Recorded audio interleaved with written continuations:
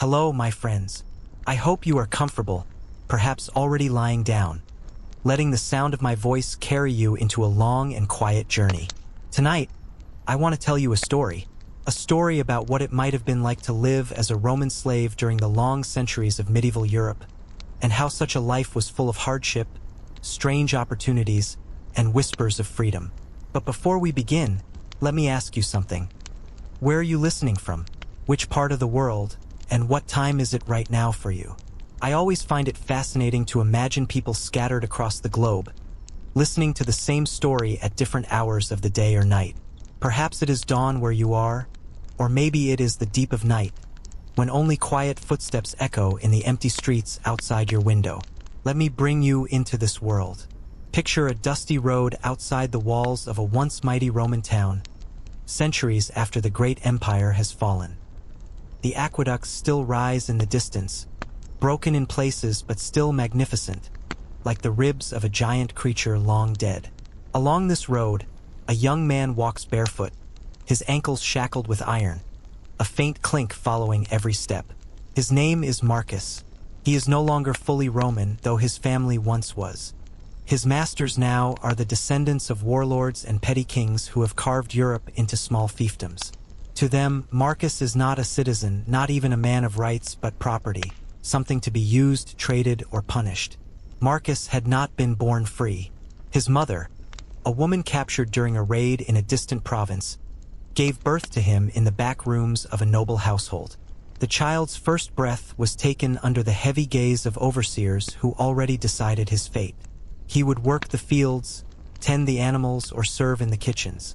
And so his life began without choice. Yet even in that, there was a strange rhythm. For you see, slavery in these centuries was not always the same from place to place. Some masters were cruel beyond measure, others indifferent, and a few, rare ones, saw their slaves as extensions of the household, to be trusted and perhaps even granted a little dignity. Marcus had known both cruelty and strange kindness, and this would shape his long story. He often dreamed at night, lying on the straw mattress in the servant quarters, about the fragments of Roman glory he had heard about from the old men. They spoke of senators in white togas, of mighty legions marching in perfect order, of cities so vast that a man could walk for hours and still not see the walls. Yet those were echoes, shadows of a past now broken. The medieval world was narrower, harsher, and darker. For Marcus, there was only the endless work. Fields had to be plowed, oxen tended, and grapes harvested. The sweat of slaves was the foundation of noble wealth. Still, life was not only toil. There were moments, rare and fleeting, when Marcus found a strange peace. In the evenings, when the sky burned with the last light of day, he would watch the birds circling above the ruins of a collapsed temple nearby. He would wonder if they remembered, in their own way, the songs of Rome. And sometimes, around the fire with other slaves, stories would be told, whispers of distant lands where freedom was possible. There were rumors, always rumors, of people who had escaped to the forests, joining bands of outlaws, or of those who were freed by a master as an act of mercy. But how much was true, and how much was only the wishful thinking of weary men? No one could say. Marcus himself once asked an older slave, a man named Publius, if escape was truly possible. Publius, whose back bore the scars of many lashes, only smiled a bitter smile and said, "Freedom is for the birds, Marcus. They fly because they have wings. We walk and our feet are chained." That answer stayed with Marcus, both as a wound and as a challenge. Perhaps one day he thought he might find a way to prove the old man wrong. Life for a medieval slave was a constant negotiation between despair and survival. One could not simply refuse work, for punishment was swift. Yet there were small rebellions, hidden acts of resistance. A tool left deliberately dull, a handful of grain quietly stolen, a whispered insult muttered when no one could hear. These were the ways in which the enslaved reminded themselves they were still human, not just property. Marcus's story, however, would not stay only within the fields and kitchens. Fate has a way of twisting even the life of a slave into unexpected directions. For in the coming years, He would be pulled into the affairs of lords and merchants, soldiers and priests. He would see cities, hear strange tongues, and witness the hidden tensions of a society caught between the memory of Rome and the uncertain path of medieval kingdoms. But before those days came, Marcus had to survive the world immediately before him, the household of his current master, Lord Severinus. Severinus was a man of wealth and ambition, the kind who measured worth in coin and loyalty. His estate stretched across vineyards and olive groves, with dozens of slaves tending them. To Severinus, Marcus was a pair of hands, nothing more, yet sometimes the master's eye lingered on him with a certain calculation, as if he wondered whether this young man might serve some purpose beyond the fields. And so Marcus worked and waited and dreamed. His life seemed destined for endless toil, yet even in chains, there was always the possibility of change. It often began with whispers, with rumors carried on the wind. Some said the nearby monastery was seeking new laborers to rebuild its walls. Others claimed that soldiers of the north were preparing for war, and slaves would be taken along as porters. Each rumor was a possible path, though none promised safety. What Marcus could not yet know was that his story was only just beginning. The first real turn in Marcus's life came during a summer when the sun refused to soften and the earth itself seemed to crack under the heat. The vineyards dried quickly, the grapes shriveled before ripening, and the olive trees stood like silent beggars reaching their thin arms to the sky. Hunger began to whisper through the estate, not only for the slaves but for the household itself. When the earth gave little, everyone suffered, though never equally. For the master, it meant fewer feasts, fewer barrels of wine to trade. For the slaves, it meant smaller portions of bread, thinner stew, and bellies that growled even in sleep. Marcus, though weary, had grown strong. Years of hauling water, bending over vines, and lifting heavy stones had hardened his body. But hunger made even strong men stumble. He began to notice how some of the older slaves walked slower, their eyes dim, their shoulders drooped as if already defeated. Publius, the scarred elder who once told him freedom was for the birds, seemed thinner than ever. His voice, once sharp with bitterness, grew quieter. Still, he spoke when Marcus asked questions, and still his words carried weight. "Remember this, boy?" Publius whispered one night as they sat near the faint glow of dying embers. "When famine comes, masters grow cruel. They fear losing what little they have left. And when they grow cruel, they look to us first. The lash becomes hungrier than the stomach." The warning proved true within days. Lord Severinus, frustrated with the failing harvest, demanded harder work, longer hours. Whips cracked more often, the overseers shouting with less patience. The slaves bent to their tasks, sweat mixing with dust, knowing resistance would mean punishment. Yet in the shadows of this misery, something else began to grow, an idea, fragile and dangerous. One evening, while carrying buckets of water from the well, Marcus overheard two younger slaves whispering. They spoke of the monastery in the hills, the one whose monks were rebuilding walls toppled by age and storms. The rumor was that the abbot, desperate for workers, sometimes purchased slaves outright, but other times offered them shelter if they came alone, fleeing from cruel masters. "They say the monks believe in mercy," one whispered, "that they feed even the lowest man." Marcus pretended not to listen, but the words lodged themselves deep in his mind. A monastery, a place where the cross ruled, not the lash. Could it be true? He had seen monks before, their black robes swaying like shadows, their chants echoing through the valley. They seemed distant, holy, and apart from the world of toil. Could they really accept someone like him? That night, Marcus asked Publius if such mercy was possible. The old man chuckled, dry as the dust on the floor. "Monks live on faith and bread, boy, does not come from prayers alone. Someone has to plant the wheat, grind the flour, carry the water. Do you think they build their walls with hymns? No, they use men like us. They may feed you, yes, but make no mistake, you will still labor. The chains may be hidden, but they will be there." Still, even the thought of a hidden chain felt lighter than the iron around his ankles. Marcus turned the thought over in his head as days stretched into weeks. He began to notice the path leading toward the hills, the way the road curved past the vineyards and disappeared into the distance. Each glance was like a secret promise. There was more beyond these fields, beyond Severinus's estate. The moment of decision came unexpectedly. One late afternoon, as the sky swelled with clouds, the overseer ordered Marcus to haul stones from the quarry to repair a wall. The work was brutal, his back straining under each load. Yet when a storm broke overhead, with rain hammering the earth and lightning flashing across the hills, the overseers fled to shelter, leaving the slaves to fend for themselves.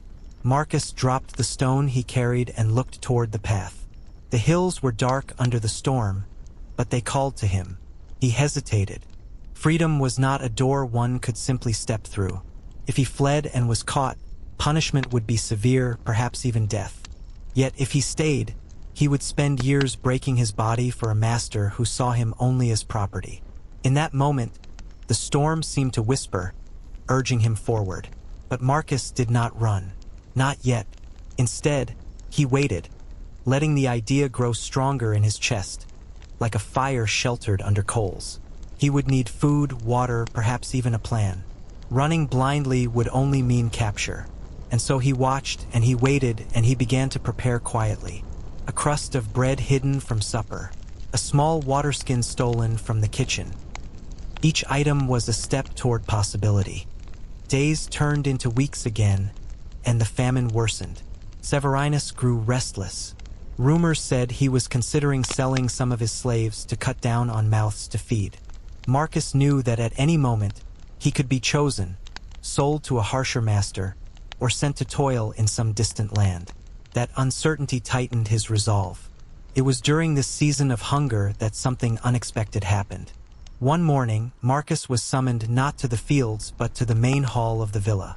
He entered barefoot, the cool stone biting his skin. Lord Severinus sat at a long table, parchment spread before him, a goblet of watered wine in his hand. His eyes narrowed when Marcus was brought forward. "You are strong," Severinus said simply. His voice was calm but carried the weight of command. "Stronger than most. I have need of such strength. A caravan will leave for the port city in 3 days. You will go with it to carry, to guard, to serve. Do not think of fleeing. The roads are dangerous, and chains follow faster than you can run." Marcus bowed his head, but inside, something stirred. A caravan. A port city. Roads beyond the estate. It was not freedom, not yet, but it was movement. A chance. Perhaps, if fate allowed, an opening would appear. That night, lying in the straw, Marcus stared at the ceiling beams and thought of the monastery in the hills, of the port city by the sea, of roads that stretched farther than he had ever walked. The world was larger than the vineyards, larger than Severinus's wrath. And Marcus, though chained, felt the faintest spark of hope. The day of departure arrived with a restless dawn. The air was cool, though heavy with the scent of dust, and the estate buzzed with unusual activity. Wagons creaked as oxen were harnessed, sacks of grain were loaded, an amphorae of oil and wine were tied with rope so they would not shatter on the road.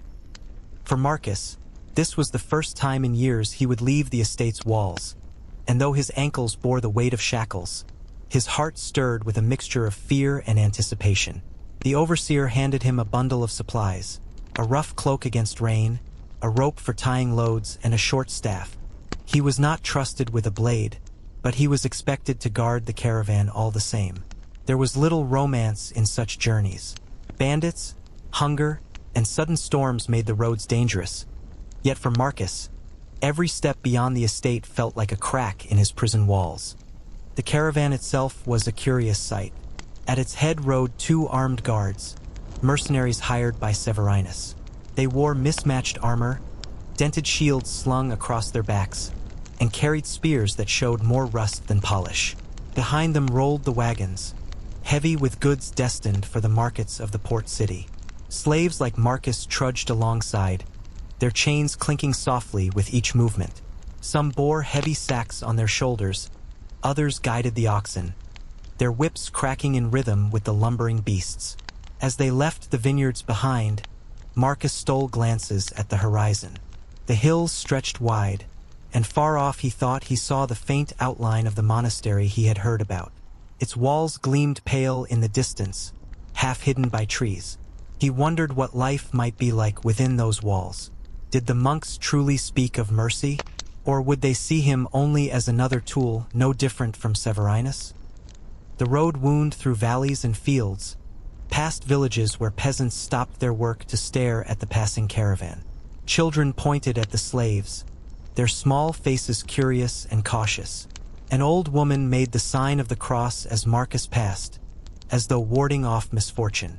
He wondered if she pitied him or feared him, perhaps both. At night, the caravan camped in open fields or near ruined villas left from Rome's glory days. These ruins fascinated Marcus. Even broken, their arches and columns seemed grand, reminders of a world that once believed it would never fall. Around the fires, the mercenaries drank and muttered stories of raiders and wars in the north, while the slaves huddled together, eating thin gruel from wooden bowls. Marcus listened to every word, trying to piece together a picture of the larger world beyond Severinus's estate. One evening, as he gnawed on a crust of bread, Marcus heard a tale that rooted itself deep in his thoughts. A guard named Varro spoke of the sea, how it stretched endlessly, swallowing the horizon. "You've never seen anything like it," Varro boasted, his voice thick with wine.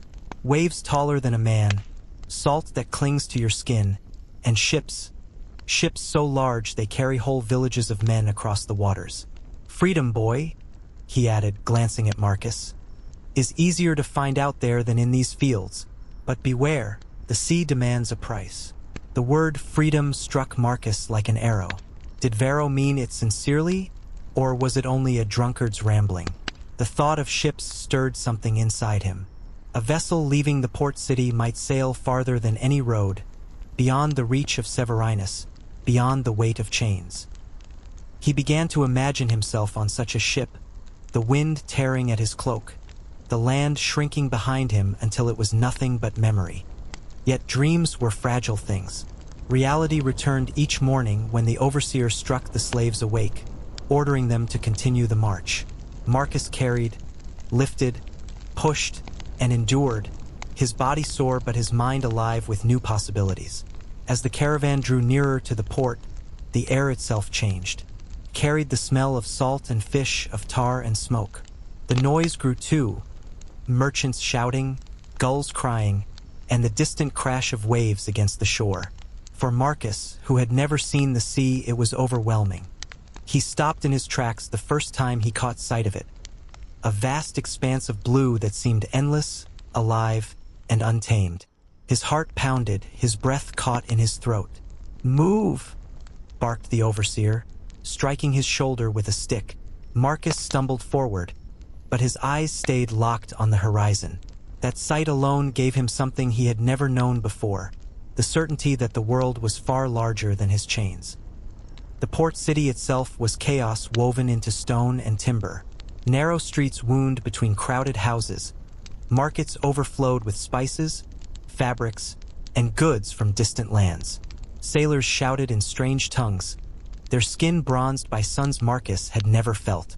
There were Norsemen from the north, Arabs with flowing robes, and Italians who gestured wildly as they bargained. For the first time in his life, Marcus felt small not because of his chains, but because of the immensity of the world pressing in around him. Severinus's goods were unloaded and taken to the market square. Marcus was forced to carry amphorae until his back screamed with pain. Yet he did so with eyes wide open, memorizing every alley, every street, every glimpse of the harbor. He watched ships rock gently in the water, sails furled, their masts like forests of wood and rope. He imagined stepping aboard one, hiding among the cargo, and being carried away. But he was not alone in his thoughts. That night, as the slaves were herded into a storage shed to sleep, a young woman named Livia whispered to him. She was thin, her hands calloused, but her eyes burned with something fierce. "I saw you staring at the sea," she murmured. "You think of running, don't you?" Marcus froze, unsure if this was a trap. But Livia's expression was not mocking. It was desperate, like someone clinging to the edge of hope. "I have thought of it too," she said. "There are always chances in the port. Ships need laborers. Sailors turn blind eyes for a coin. If one dares, one might slip away." Her words lit a fire in Marcus's chest. He was not alone in dreaming of escape. Yet he knew the risks. To flee here would mean defying not just Severinus but the watchful eyes of an entire city. Still, for the first time, the dream of freedom did not feel like a solitary burden. It was shared, and that made it real. As he lay awake that night, listening to the waves crash against the harbor, Marcus knew that his life was on the edge of change. The world was larger than the estate, larger than the fields, larger even than this port. Somewhere out there, beyond the horizon, freedom might truly exist. The question was no longer whether he would chase it, but when. Morning in the port was never quiet. Before the sun had even risen fully, the harbor was alive with the sound of ropes straining, sailors calling out in a dozen different languages, and the slap of waves against wooden hulls. Marcus awoke to that chorus, his body sore from the hard floor of the storage shed, but his mind restless with the memory of Livia's words. She had spoken of escape, of slipping into the chaos of the port, and now that thought refused to let him rest. The slaves were set to work immediately. Some carried barrels from the wagons into warehouses, others scrubbed tools or cleaned carts.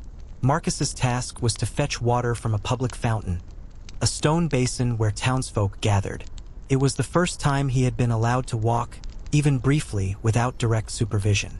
The overseer watched from a distance, but the bustling crowd shielded Marcus in a way the open fields never had. For the first time, he felt the weight of possibility press against his chains. At the fountain, Marcus saw free men and women, fishermen rinsing their nets, merchants washing fruit, children splashing in the water. None of them looked at him as an equal. Some ignored him entirely, others glanced briefly at his shackles with a mixture of pity and disdain. Still, being among them gave Marcus a strange taste of freedom. He imagined what it would be like to walk without iron around his ankles, to drink when he wished, to speak without fear. When he returned to the caravan, Livia was waiting. She pretended to adjust a rope on one of the wagons, but whispered quickly, "Tonight, after dark, there is a tavern near the docks. Sailors drink there until they can barely stand. Some look the other way for a coin. I have seen it happen." Marcus frowned. "And what coin do we have?" Livia's lips curved into a faint smile. "Not coin, but there are always ways. A stolen amphora, a trinket, something that can be traded. I have been watching." The rest of the day dragged with the weight of her words. Marcus worked, but his thoughts raced. Could they truly slip away? The port was vast, and the overseer's eyes could not be everywhere at once.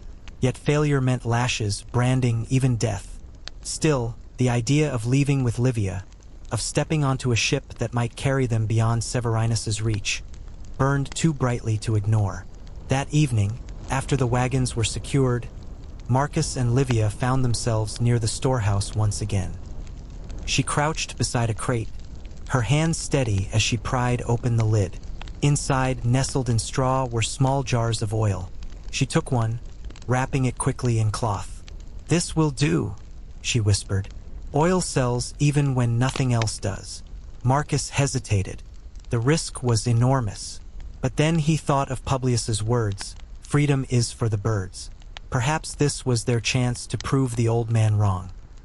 He nodded, and together they slipped the jar beneath the folds of her tunic. Night fell heavy, the harbor glowing with torchlight. Sailors sang crude songs, their voices spilling out of tavern doors. The overseers, weary from the day, drank heavily themselves, leaving the slaves confined but less guarded. Livia leaned close to Marcus as they crouched near the shadows of the wagons. "Now," she breathed. They moved like ghosts, slipping through the darkened alleys, avoiding torchlight whenever possible. Marcus's heart hammered with each step. Every sound, the creak of wood, the cry of a gull, the clatter of boots, felt like a warning. Yet no shout came, no whip cracked. For the first time, he was moving not as a slave but as a man with purpose. The tavern was a low building of timber and stone, its door hanging crooked, laughter and curses spilling out into the night. Inside, the air was thick with smoke and ale. Sailors sat in crowded groups, mugs slamming on tables, dice rolling across boards.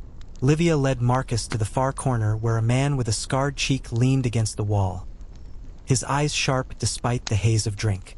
She pulled the wrapped jar from her tunic and placed it before him.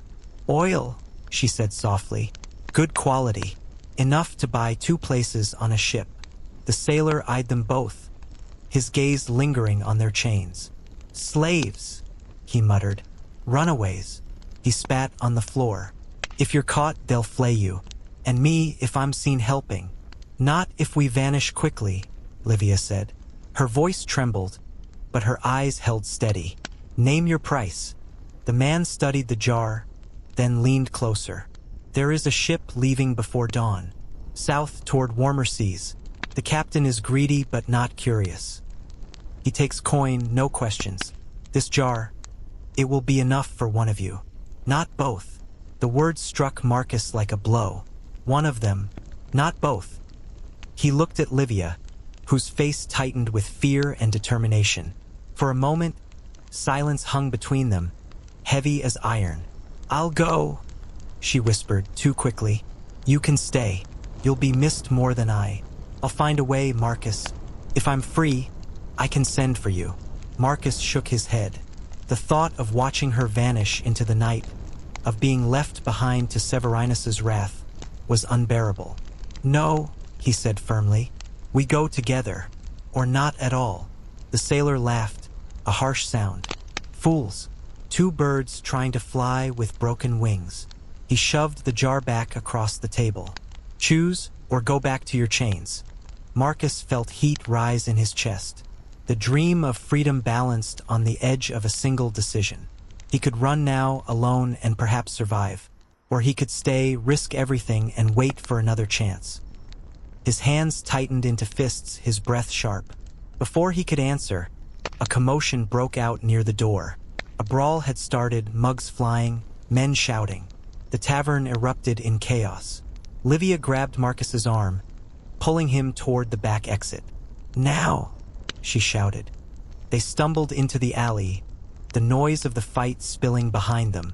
The sailor's voice called faintly, but the sound was lost in the din. They ran through the twisting streets, breath ragged, hearts pounding, until they reached the edge of the harbor once more. The ships loomed before them, their masts stretching high into the night sky. The sea smelled of salt and freedom, but the overseers would notice their absence soon. Time was short. Marcus looked at Livia. Her eyes shone with desperation and hope. He knew that the next step would change everything. One move, one decision could mean freedom or capture. And so, standing at the edge of the harbor, Marcus prepared to gamble his entire life. The night air was thick with the smell of salt, tar, and smoke from distant fires. Marcus and Livia crept closer to the ships, their bare feet slipping over the wet cobblestones of the dock. The mast swayed with the rhythm of the waves, ropes creaking under tension, and the faint splash of water hitting the hulls added to the symphony of danger. Every shadow seemed alive with possibility. Guards, sailors, or Severinus's men could appear at any moment. Every heartbeat felt amplified, every step a gamble. They approached a ship larger than Marcus had ever imagined. Its hull was blackened from years of salt water, but the deck gleamed faintly under the moon. A small lantern swayed at the gangplank, illuminating a single figure lounging lazily, a sailor with a weathered face and eyes that missed nothing. Marcus's stomach twisted. One wrong move, one suspicious glance, and their freedom would vanish before it even began. Livia leaned close and whispered, "The sailor's name is Caius. I've watched him for nights. He is greedy, yes, but not cruel. He takes payment, nothing more. If we have enough, we can board unnoticed." Marcus nodded, the weight of his chains pressing against his ankles like a cruel reminder that this night could be their last chance. The jar of oil, wrapped tightly, was their currency, and the last thread tying them to hope. He clenched it in his hand, feeling the hard contours through the cloth. They approached Caius slowly, blending with the shadows. The sailor lifted his head lazily, eyeing them with a mixture of curiosity and suspicion. "You two again," he said in a low voice. "I thought you might chicken out." Livia stepped forward. "We have what you asked for." She placed the jar on the wet planks between them, careful not to spill a drop. Caius's eyes gleamed as he inspected the jar. He sniffed it, nodded, then looked at Marcus and Livia. "One mistake, and I throw you into the water myself," he muttered.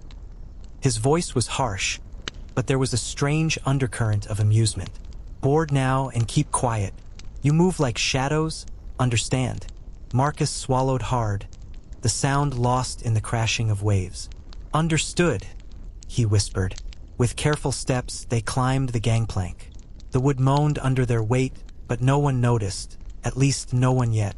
The deck was sparsely occupied, a few sailors mending nets or checking ropes. The smell of salt, sweat, and oil filled Marcus's lungs, making him feel alive in a way the estate had never allowed. As they crept across the deck, Livia's hand brushed against his arm. She gave a small nod. They were almost there. A small hatch led below, where Caius had indicated they could hide until the ship set sail. Marcus's mind raced. What if someone came down? What if the captain returned early? What if Severinus's men discovered their absence? Every what if clawed at him, yet he kept moving, following Livia's lead. They reached the hatch. Marcus hesitated, glancing back at the harbor. The city lights flickered in the distance, the sound of shouting and laughter faint but present.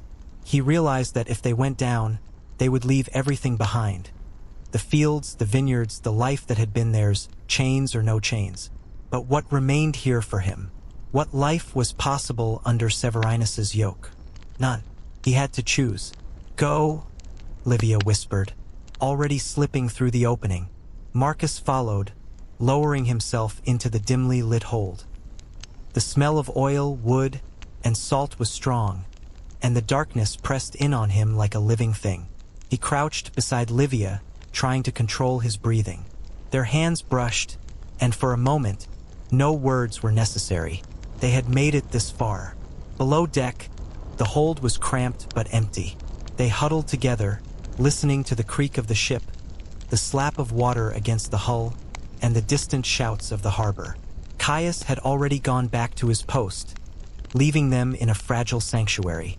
Marcus's mind raced, imagining the journey ahead. The ship was bound for warmer seas, for lands he had never seen. Freedom might exist out there, or it might vanish with the first storm. As the night deepened, the ship began to stir. Sailors climbed the rigging, adjusting sails in preparation for departure. The sound of wind catching the canvas filled the hold, vibrating through Marcus's chest.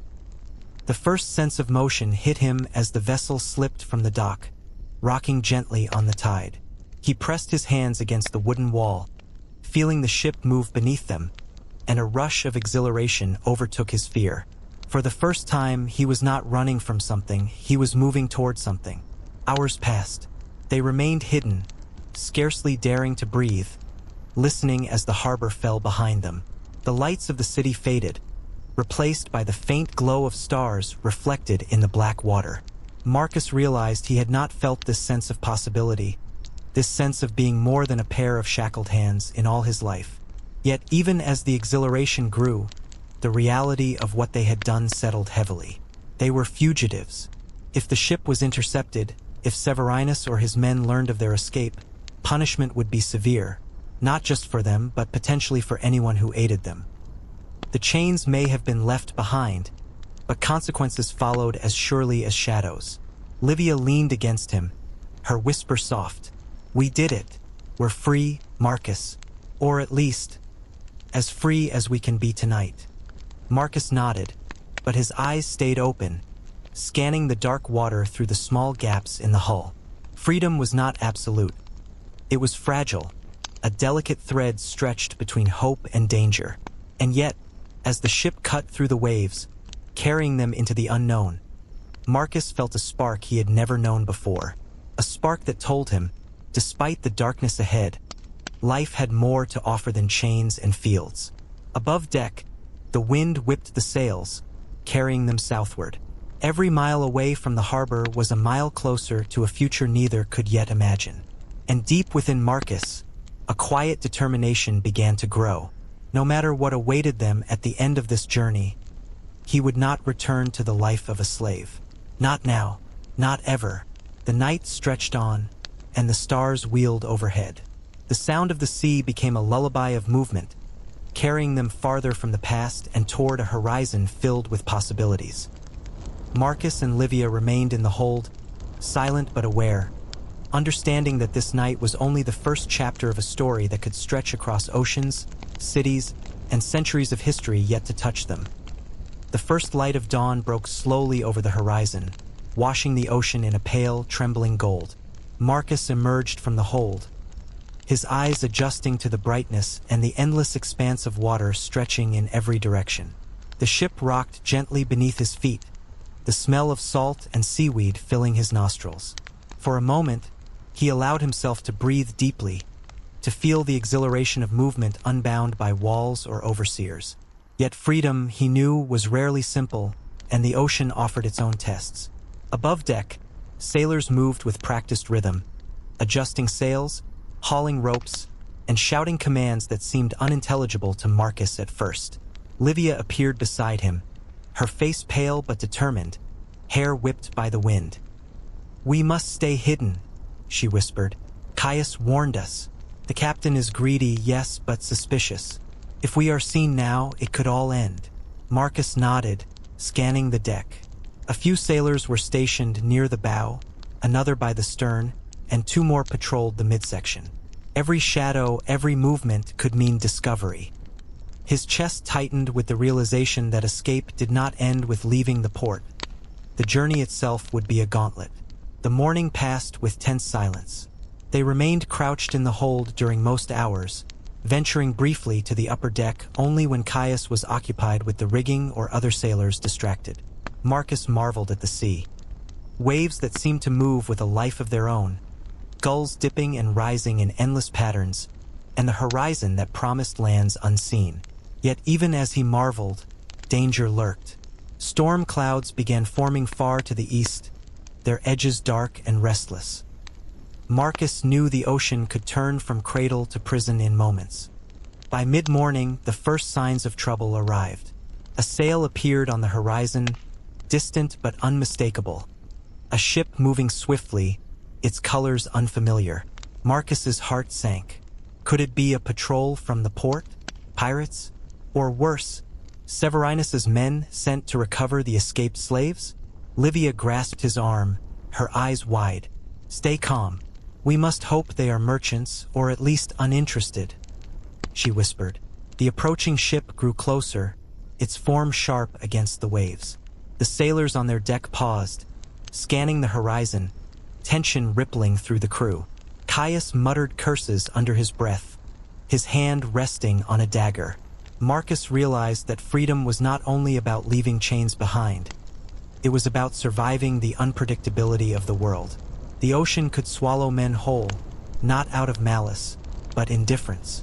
Hours passed with the two ships maneuvering carefully, the wind shifting, waves rising and falling like enormous lungs. Marcus watched the sailors aboard the other vessel through a spyglass borrowed from Caius. They appeared to be traders, their sails patched and their deck laden with crates. Relief surged, though it was tentative. Relief on the ocean was often short-lived. The first storm struck that evening.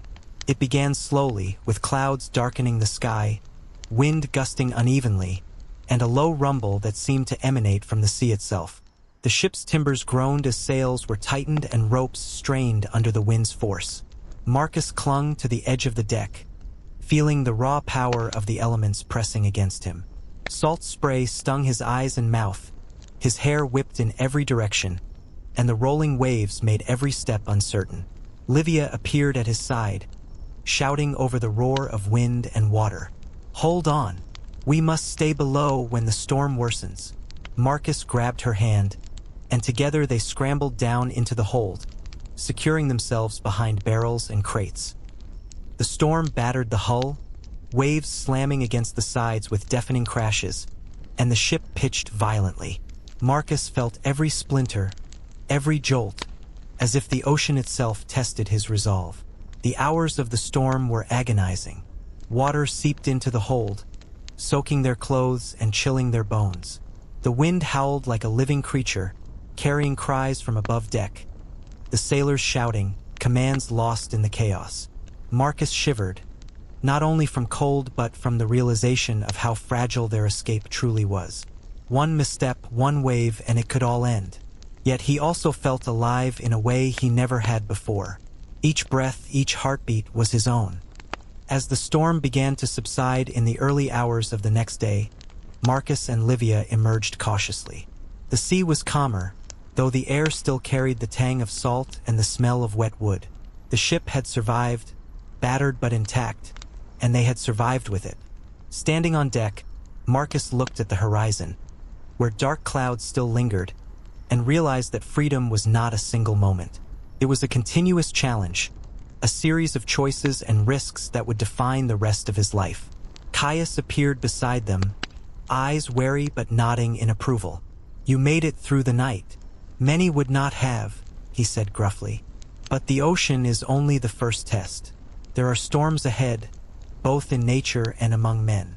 Keep that in mind." Marcus nodded silently. He did not need to speak. The memory of the storm, of the ship rocking violently beneath him, of water crashing over the deck, would stay with him forever. It was a reminder that the journey to freedom was never straightforward. Each day would demand courage, cleverness, and resilience. As the ship sailed on, heading south toward warmer lands, Marcus began to understand something crucial. Freedom was not a destination. It was a series of moments, each demanding action, each requiring trust in oneself and those who shared the journey. Livia remained close, a steady presence in the unknown, and together they navigated the precarious balance between hope and danger. By the time night fell again, the sea was calm, the stars reflecting on the water like countless tiny lights guiding their path. Marcus lay on the deck, staring at the sky, listening to the gentle lapping of waves. He thought of Severinus, of the fields and chains left behind, and felt a quiet, profound satisfaction. He had taken the first real step into a life that was his own. Yet he knew deep down that the challenges were far from over. Pirates, storms, illness, the captain's greed, all waited ahead. Freedom was fragile, but for the first time Marcus felt he could grasp it. And as the ship sailed steadily into the unknown, he realized that the story of his life was only beginning. The morning after the storm brought a deceptive calm. The sea stretched endlessly in all directions, reflecting a sky so clear it almost seemed unreal. Marcus and Livia emerged from the hold cautiously, muscles stiff from the cramped space and the lingering chill. The deck was slick with seawater, and the smell of damp wood and salt clung to everything. For a moment, the vastness of the ocean was both terrifying and intoxicating, a reminder of how far they had come from the fields and chains of Severinus's estate. Caius moved about the deck with the quiet efficiency of a man who had survived too many journeys. He checked the rigging, adjusted the sails, and cast wary glances toward the horizon. Marcus noticed the tension in the sailors' shoulders, a subtle reminder that freedom at sea was never guaranteed. The ocean, vast and beautiful as it was, demanded respect. A single misstep could mean death, and the same went for human threats. It was mid-morning when the first sign of danger appeared. A dark speck grew on the horizon, a ship moving fast, its shape angular and foreboding. Marcus squinted, heart tightening. This vessel did not resemble the merchant ships they had passed on the first day. The sails were torn, patched haphazardly, and the hull dark, almost blackened. The crew on deck moved quickly, shouting orders that Marcus could not understand, but the aggression in their gestures was unmistakable. Caius cursed under his breath. "Pirates," he muttered. "Not friendly ones either. They've been known to strip ships bare and leave the crew chained or worse."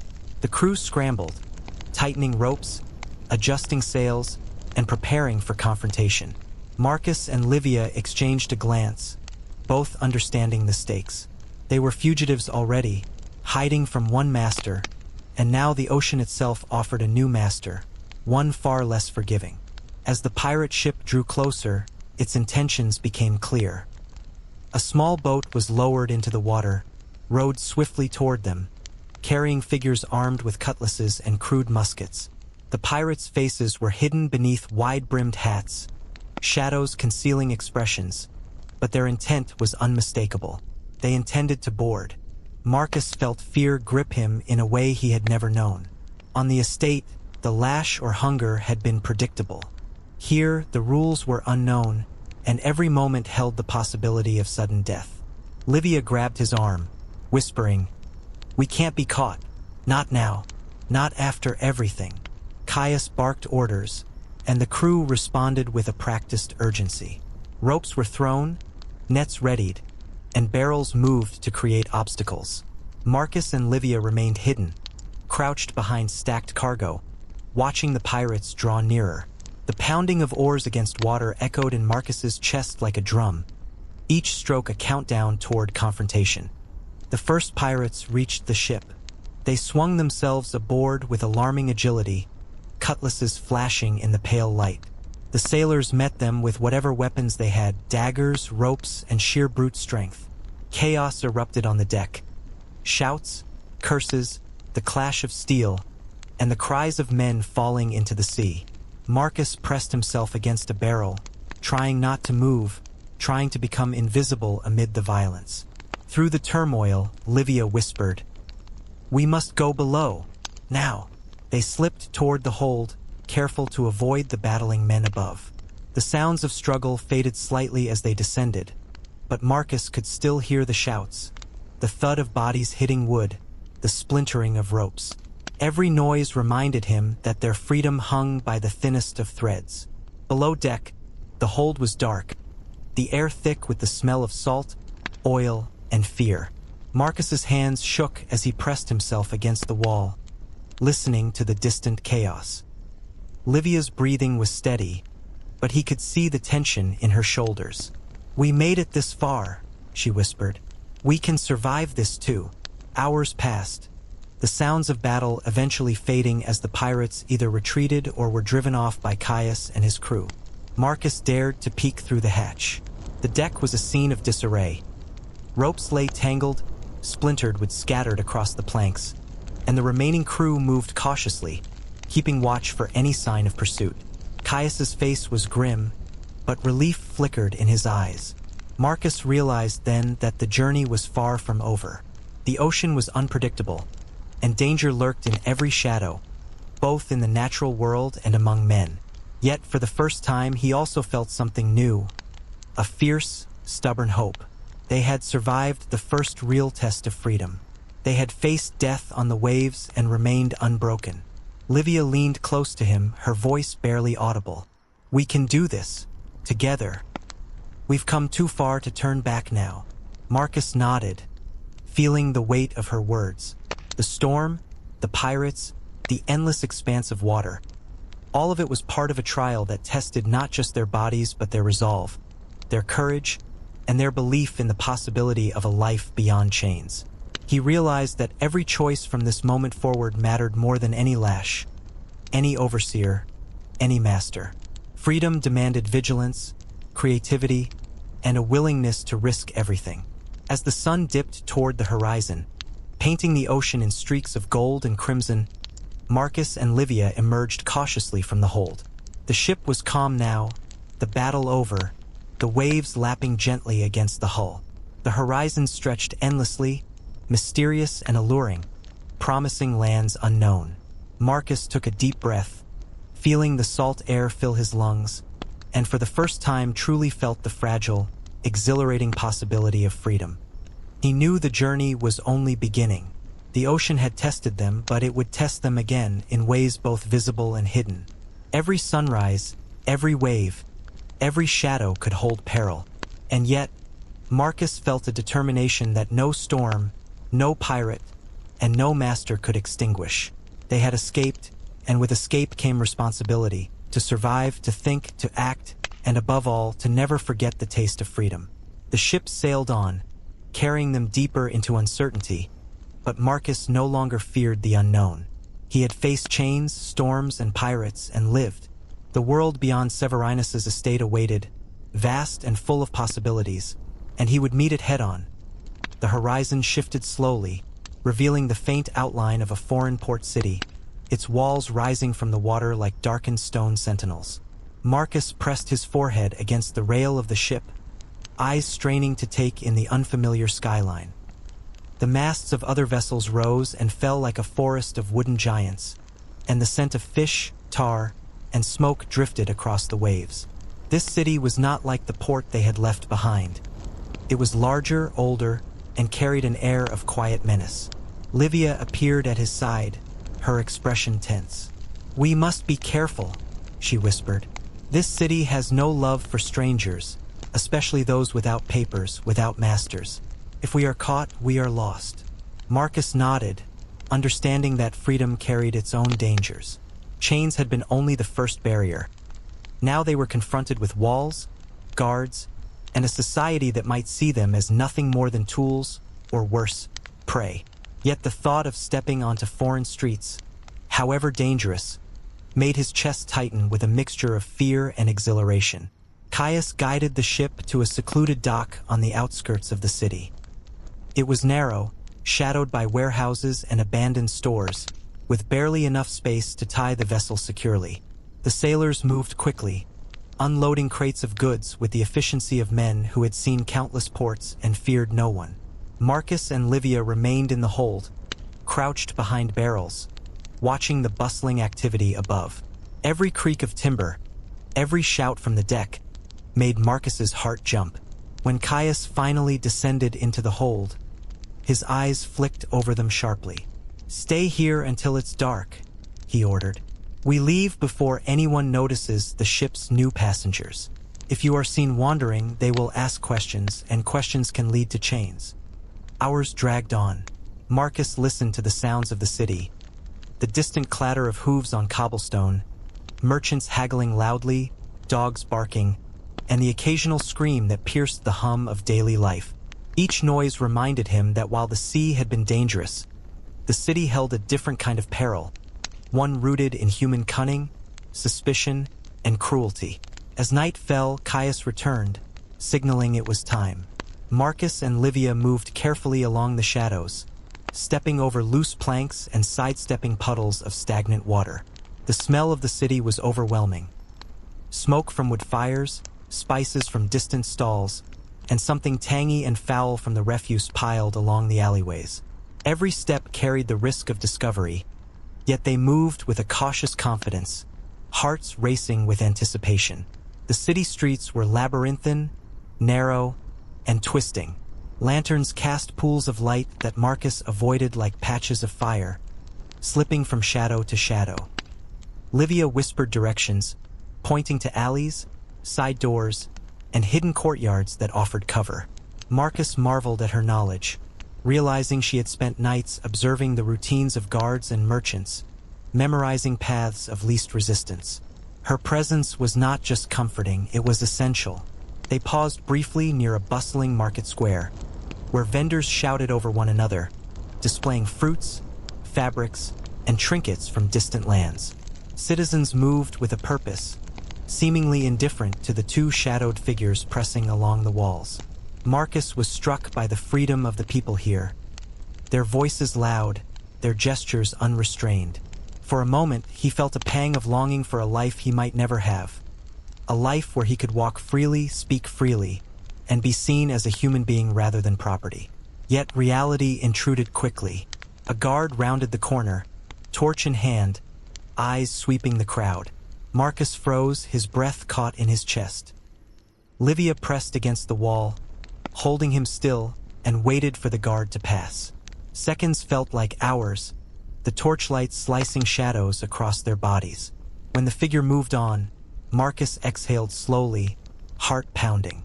"Careful," Livia murmured. "They do not forgive mistakes." Hours later, they reached a rundown inn on the edge of the city's port district. It was dark, The windows shuttered, but the faint smell of stale ale and wood smoke drifted from the doorway. Livia glanced at Marcus. "This will do for tonight. We rest, eat, and plan the next move. Tomorrow we find work or another ship. We cannot linger here too long." Inside, the inn was dimly lit, the floorboards warped and creaking under their weight. A few patrons sat at tables, nursing mugs and speaking in hushed tones. Marcus noticed the subtle hierarchy, the way eyes shifted toward newcomers, the way hands hovered near knives. This city did not welcome strangers. It tolerated them cautiously, always assessing threat or opportunity. They rented a small room, its single window overlooking a narrow alley. Livia produced a loaf of bread and some dried fish, sharing it silently. Marcus ate slowly, aware that every bite marked a small victory.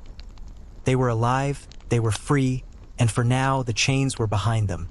Yet the city's dangers remained present, and he knew that their escape had only begun. After eating, Marcus moved to the window, staring at the city beyond. Lanterns glimmered, smoke drifted lazily, and the streets seemed almost alive, moving with an intricate, invisible rhythm. He thought of Severinus, of the estate, and of the countless others who had never escaped. How many had dreamed of freedom like this and never touched it? The thought strengthened his resolve. He would not be one of those forgotten souls. Livia joined him at the window. "Tomorrow," she said softly, "we begin a new life. We find work, we gather information, and we prepare for the next step. Freedom is not a single act, Marcus. It is a journey, and we have only just begun." Marcus nodded, watching the shadows shift in the lantern light. He felt a mix of fear and exhilaration, understanding that every choice from this moment forward carried immense weight.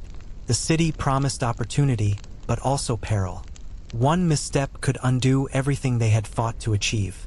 And so, as the night deepened and the sounds of the city carried faintly to their small room, Marcus and Livia understood that the true test of freedom had only just begun. The sea had been conquered, the storm survived, pirates evaded. But the streets of a foreign city were a labyrinth far more treacherous, filled with cunning men, hidden dangers, and the ever-present threat of discovery. Yet for the first time, Marcus felt something he had never known on the estate: agency. He could choose his path, his actions, and his destiny. The chains were gone, and while danger lurked at every turn, he was no longer a slave in mind or spirit. He was a fugitive, yes, but a fugitive with hope, determination, and the knowledge that freedom, however fragile, was now within reach. The first rays of dawn filtered through the shutters, casting thin stripes of light across the small room. Marcus stirred, muscles stiff from the floorboards and tension. He rubbed his eyes and glanced at Livia, who was already awake, listening intently at the door. The sounds of the city crept in. A cart rumbling over cobblestones, distant shouts of merchants haggling, the clatter of hooves, and the occasional bark of a dog.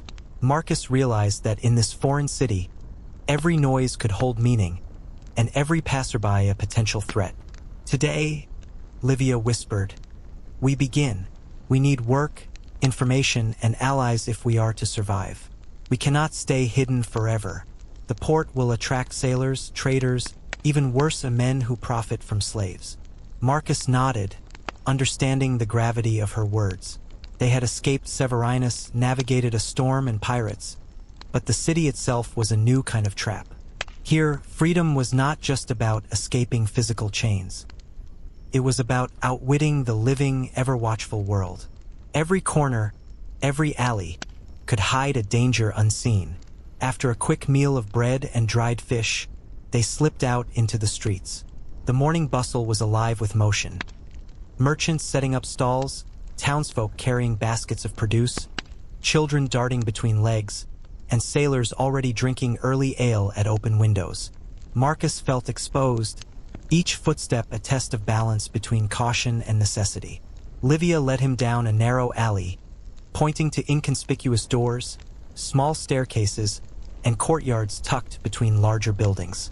They first approached a warehouse near the docks, hoping to find men who might hire laborers for short tasks. Marcus watched as crates were unloaded from ships, heavy barrels rolled across worn planks, and overseers barked orders with unyielding authority. It was a familiar scene, yet different from the estate. Here, no single master held absolute control. Authority was dispersed, fleeting, and often contested by greed, desperation, and the threat of violence. An older man with a weathered face noticed them lurking near the entrance. "Looking for work, are you?" he asked, his voice gravelly, eyes scanning them carefully. Marcus stepped forward, heart pounding. "Yes," he said simply. "We can carry, lift, whatever is needed." The man grunted, considering them. "You have no papers, no work. But perhaps, if you prove useful today, there may be more." His gaze lingered on Livia, then on Marcus, sharp and appraising. "Follow me. Quick hands, careful steps, no mistakes, and we might speak later." The work was grueling. They moved crates, untangled nets, carried barrels of salted fish, and swept the wooden planks until their arms ached and backs burned. Marcus realized that labor in the city was no less punishing than the estate, only different. Here, the threat was not constant lashings, but exhaustion, theft, and the constant eyes of men who judged and could easily discard them. During a brief pause, Marcus overheard a conversation between two dockworkers.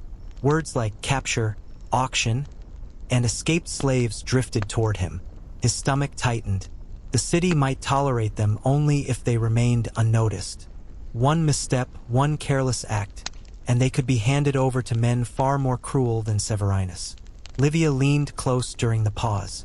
"We must be careful. Not everyone here respects the law or the sea. Some men profit from the misfortune of others. You must watch their hands, their eyes, their reactions. Learn quickly." Marcus absorbed her lesson like a sponge. The city was a maze of human intentions, each one potentially lethal. And yet, he began to notice patterns. Certain sailors were predictable in their routines, some merchants distracted easily, and the alleys themselves offered concealment and refuge if one knew where to look. Livia had been right. Knowledge was power, and freedom depended not only on physical skill but on intelligence and observation. Hours passed, and the work continued. Sweat poured down their faces, backs stiffened, and the sun climbed higher, baking the wood of the docks. Marcus's muscles screamed, but he pressed on, understanding that today was survival and tomorrow would demand even more. Every crate moved, every barrel lifted, was a small victory, a reminder that they were alive and capable. In the evening, after the labor, the older man nodded at them. "You survived today. You have hands that work and heads that notice. Tomorrow we may have more tasks. Keep your eyes open and your mouths closed. Some men here speak too freely, and words are worth as much as coin, sometimes more." Livia smiled faintly, exhaustion shadowing her features. "See, one day at a time. Today we survive. Tomorrow we learn. Freedom is not given. It is taken, claimed, and defended." Marcus felt a spark ignite within him, a realization that survival in the city was a complex game of observation, stealth, and cunning. Every choice, every glance, every word mattered. Chains had bound his body before, but now he was learning to navigate chains of a different kind. Chains of social danger, hidden threats, and the fragile balance between trust and suspicion. That night, in the small, dark room they had rented, Marcus lay awake listening to the hum of the city. Lanterns swayed on distant streets, the clatter of carts echoed faintly, and voices whispered, sometimes threateningly, through cracks in the walls. He understood that their freedom was still tenuous, but he also felt something new: agency. Each decision, each careful move, was a step toward building a life on his own terms, a life not dictated by masters, storms, or chains. And as the stars shone faintly above the city, Marcus realized that the true challenge of freedom had only begun. The port promised opportunity, but also danger, and the path ahead would demand courage, intelligence, and unwavering determination. With Livia at his side, he felt prepared to face it, step by step, day by day, choice by choice. The world was vast, the city full of unseen threats, and yet Marcus had begun to understand that he could meet them. Survival, freedom, and the pursuit of life on his own terms had become more than abstract ideas. They were goals, hard-earned and fragile, but achievable, if only he remained vigilant and daring enough to claim them. The next morning dawned gray and overcast, the clouds heavy with the promise of rain. Marcus and Livia stepped carefully onto the cobblestones, the damp chill creeping into their bones. The city felt different in the muted light, less vibrant, more ominous. The streets were quieter than the previous day, but the air still carried the faint tang of smoke, fish, and human labor. Marcus felt a shiver of unease. This city had survived centuries by teaching its inhabitants vigilance, and the newcomers were under scrutiny from eyes invisible and everywhere. They returned to the docks, hoping for more work, but the area was unusually empty. Marcus glanced around, noting the absence of the usual laborers and merchants. The shadows seemed longer, corners darker. Even the gulls circled warily above, their cries fewer than before. Livia's hand brushed his arm. Something's off. Watch the alleys. Every step must count. Before Marcus could respond, a rough voice called from behind. Looking for work, eh? He turned to see a man emerging from the shadow of a warehouse. His coat was worn, his boots caked with mud, and a wide-brimmed hat shadowed his face. A cutlass rested in a scabbard at his side, and his eyes gleamed with a mixture of curiosity and calculation. "You too," he continued. "Look like you know how to move quietly. How'd you like to earn coin without lifting a finger?" Marcus tensed. The offer was too convenient, too casual. Livia's eyes narrowed, already scanning the man for deceit. Marcus remembered Caius's warning. The city was full of men who profited from the misfortune of others. This could be one of them, yet curiosity and necessity intertwined. Perhaps this was an opportunity or a trap. "What do you mean?" Marcus asked cautiously. The man grinned, revealing teeth yellowed from smoke and drink. "Information, delivery, little errands. Nothing heavy. But the pay, well, let's say it's better than hauling barrels under the sun while the overseer shouts. If you're clever, you can make a life here without blood on your hands. Unless you make a mistake." Livia stepped slightly ahead of Marcus. "And what kind of errands?" she asked, her tone measured but sharp. The man's grin widened. "Nothing illegal, at least not officially. Sometimes goods need moving, sometimes messages need delivering, sometimes debts need reminding. But nothing you couldn't handle. I can see it in your eyes, you've survived more than most already. You understand the stakes. One slip, one wrong word, and it could all end. But if you're careful, well, you can eat, stay warm, and maybe even sleep without fear." Marcus exchanged a glance with Livia. Their situation had shifted. The city offered freedom, yes, but survival required compromise, observation, and sometimes moral ambiguity. They could decline, remain hidden, and risk exposure through lack of resources, or accept, navigate the man's dangerous games, and secure a tenuous foothold. "We'll consider it," Livia said finally, keeping her voice neutral. "Where do we start?" The man nodded, satisfied. "Follow me. We start small. A package to deliver across the city. Not heavy, not traceable. Discretion is key. Fail and, well, you understand." As they followed, Marcus noticed the streets changing subtly. The crowded, open areas gave way to narrow alleys, shuttered windows, and flickering lanterns. Every shadow seemed to move, every sound amplified. Marcus understood Livia's earlier warnings. This city was alive, aware, and it tested everyone who dared to walk its streets. They reached a small courtyard, and the man handed them a wrapped bundle. It was light, almost deceptive in its simplicity. "Take it to the address there," he said, pointing to a crudely scrawled note. "Do not open it. Do not speak to anyone about it. And remember, some men watch more closely than others. Eyes are everywhere." Marcus and Livia nodded, taking the package with care. The bundle felt ordinary, yet every instinct screamed caution. The city had already taught them that appearances were deceiving, and trust was a dangerous commodity. As they navigated the alleyways, Marcus noticed figures slipping through shadows, occasionally glancing at them. Children darted between stalls, sometimes carrying messages or observing the movements of adults. Dogs wandered freely, their barks warning or signaling something unseen. Marcus realized the city had its own language, its own subtle codes. One wrong step could trigger suspicion or worse. The hours stretched on as they wound through labyrinthine streets. Marcus felt both exhilarated and drained. This was freedom in motion. No chains, yes, but responsibility and danger intertwined in every step. Each turn, each encounter, required vigilance and quick judgment. Livia moved confidently, whispering directions and advice, and Marcus followed, trusting her instincts as much as his own growing awareness. By evening, they reached the designated location. A small, dimly lit building with a creaking door. Marcus knocked lightly as instructed.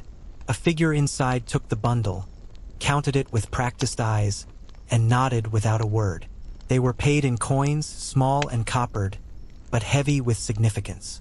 For the first time, Marcus realized that survival required cunning and courage, not brute strength alone. As they retraced their steps to return to their inn, Marcus felt the weight of choice and consequence pressing upon him. The city offered freedom, but every coin earned came with strings invisible yet binding. Each street was a test, each shadow a potential threat, and every human encounter a game of risk and perception. That night, back in the small room, Marcus and Livia counted their earnings. It was enough for food and warmth, but not luxury. Marcus lay awake, thinking about the city's lessons: vigilance, adaptability, and moral navigation. He understood that the path ahead would demand ingenuity, courage, and a willingness to bend rules without breaking themselves entirely. And as the city slept, a fragile peace settled over their room. The streets were silent, but Marcus knew that tomorrow would bring more challenges, more choices, and more tests of their fledgling freedom. The city was alive, watching, and the dance of survival had only begun. The morning was damp and gray, the city streets slick with rain from the previous night. Marcus tightened his cloak, feeling the chill bite through his thin layers. The market square was awake now, bustling with vendors and laborers, but the familiar hum was laced with an undercurrent of tension. Marcus noticed glances exchanged, whispers, and gestures that suggested hidden dealings, secret rivalries. He realized that the city thrived not just on trade and labor, but on the subtle exchange of fear and influence. Livia led him cautiously toward a narrow alley where a group of men lingered, leaning against walls, smoking pipes, and exchanging quiet words. Marcus felt a prickle of unease. He had been warned about the city's dangers, but seeing the men now, observing their subtle dominance over the space, reminded him that freedom was not merely the absence of chains. It was a constant negotiation with those who wielded power through intimidation and cunning. The man who had first hired them yesterday appeared again, this time with a different air. His smile was gone, replaced by a hard, measured expression. "You did well yesterday," he said, voice low, "but today requires more discretion. There are men here who watch closely, who profit from mistakes. If they notice you or even suspect you, it could be the end." Marcus nodded, though unease gnawed at him. Livia's eyes narrowed, scanning the surroundings. "What do you want us to do?" she asked. The man handed them a small package wrapped in coarse cloth. "Deliver this to the warehouse at the end of the eastern quay. No questions, no delays. Some of the men who work there are less patient than I am. Move quickly, and keep your heads low." They set off through the city, navigating alleys that twisted and turned unpredictably. Marcus felt the weight of the bundle, deceptively light but heavy with responsibility. The city around them seemed alive with scrutiny, faces peeking from windows, shadows shifting unnaturally, and the faint glimmer of steel from knives and daggers tucked at belts. Every step demanded vigilance, every interaction carried risk. As they approached the eastern quay, the murmur of the docks intensified. Dockworkers moved crates and barrels with practiced efficiency, but Marcus could sense the subtle hierarchy. Older, More hardened men watched the newcomers, testing them, assessing whether they belonged or were merely prey. A slight misstep, a poorly timed glance, could betray them instantly. Suddenly, a voice called out sharply from behind. "Hey, what are you doing here?" Marcus froze. Two men stepped from the shadows, their expressions unreadable but their posture aggressive. One of them was broad, muscles coiled beneath a stained tunic. The other was wiry, with sharp eyes that seemed to pierce through any pretense. Marcus felt his pulse quicken. These were not ordinary laborers. They were the city's predators, those who thrived on fear and submission. Livia pressed a hand against his arm. "Stay calm. Follow my lead." Marcus swallowed hard, focusing on her movements. Livia stepped forward, speaking with quiet authority. "We're delivering a package for our employer. It's urgent, and we mean no trouble." The broad man sneered, stepping closer. "A package, eh? For whom? And why should we believe you?" Marcus felt a cold sweat trickle down his spine. The situation was precarious. A wrong word, a pause, or a hesitation could provoke violence. Yet he also noticed subtle cues, the way the wiry man's fingers twitched near his belt, the brief glance of recognition between the two. Livia's calm presence grounded him. "We have nothing to hide," she continued steadily. "The package is important. We're just passing through. Let us go on our way, and no one is harmed." The broad man chuckled darkly. "Important, eh? Everyone's package is important. Some are more valuable than others." He leaned closer, eyes gleaming. "If you're lucky, this will end quietly. If not..." Marcus felt a chill. The city was testing them, and the stakes were higher than they had yet faced. He realized that freedom was not guaranteed by cleverness alone. It demanded courage, decisiveness, and the ability to read human nature in moments of high tension. Livia, sensing his hesitation, whispered, "We stick together. We move when I say. Trust me." For long seconds, time seemed suspended. The two men studied them, weighing threat against opportunity. Marcus felt his muscles tighten, ready to react, heart hammering in his chest. Then, as if deciding they were harmless or not worth immediate trouble, the broad man waved a hand dismissively. "Fine, move along. And remember, watch the shadows. They're full of eyes." Relief surged, though Marcus knew it was temporary. They continued toward the warehouse, every step measured, aware that this city was both cage and opportunity. The package in their hands became a symbol of trust, responsibility, and the precariousness of their new life. When they finally reached the warehouse, they handed the bundle over to a man who barely glanced at them before disappearing into the dim interior. The coins they were given were small, yet tangible proof that they had survived another test. Marcus realized that freedom required constant negotiation with danger, and every transaction carried moral weight and practical consequence. As they retraced their steps to the inn, Marcus thought about the city in a new way. It was a living organism, filled with predators, opportunists, and hidden networks. Each alley, each shadow, each whispered word could tip the balance between survival and capture. He understood that escaping the estate was only the beginning. The real challenge was navigating a world that demanded cunning, courage, and constant awareness.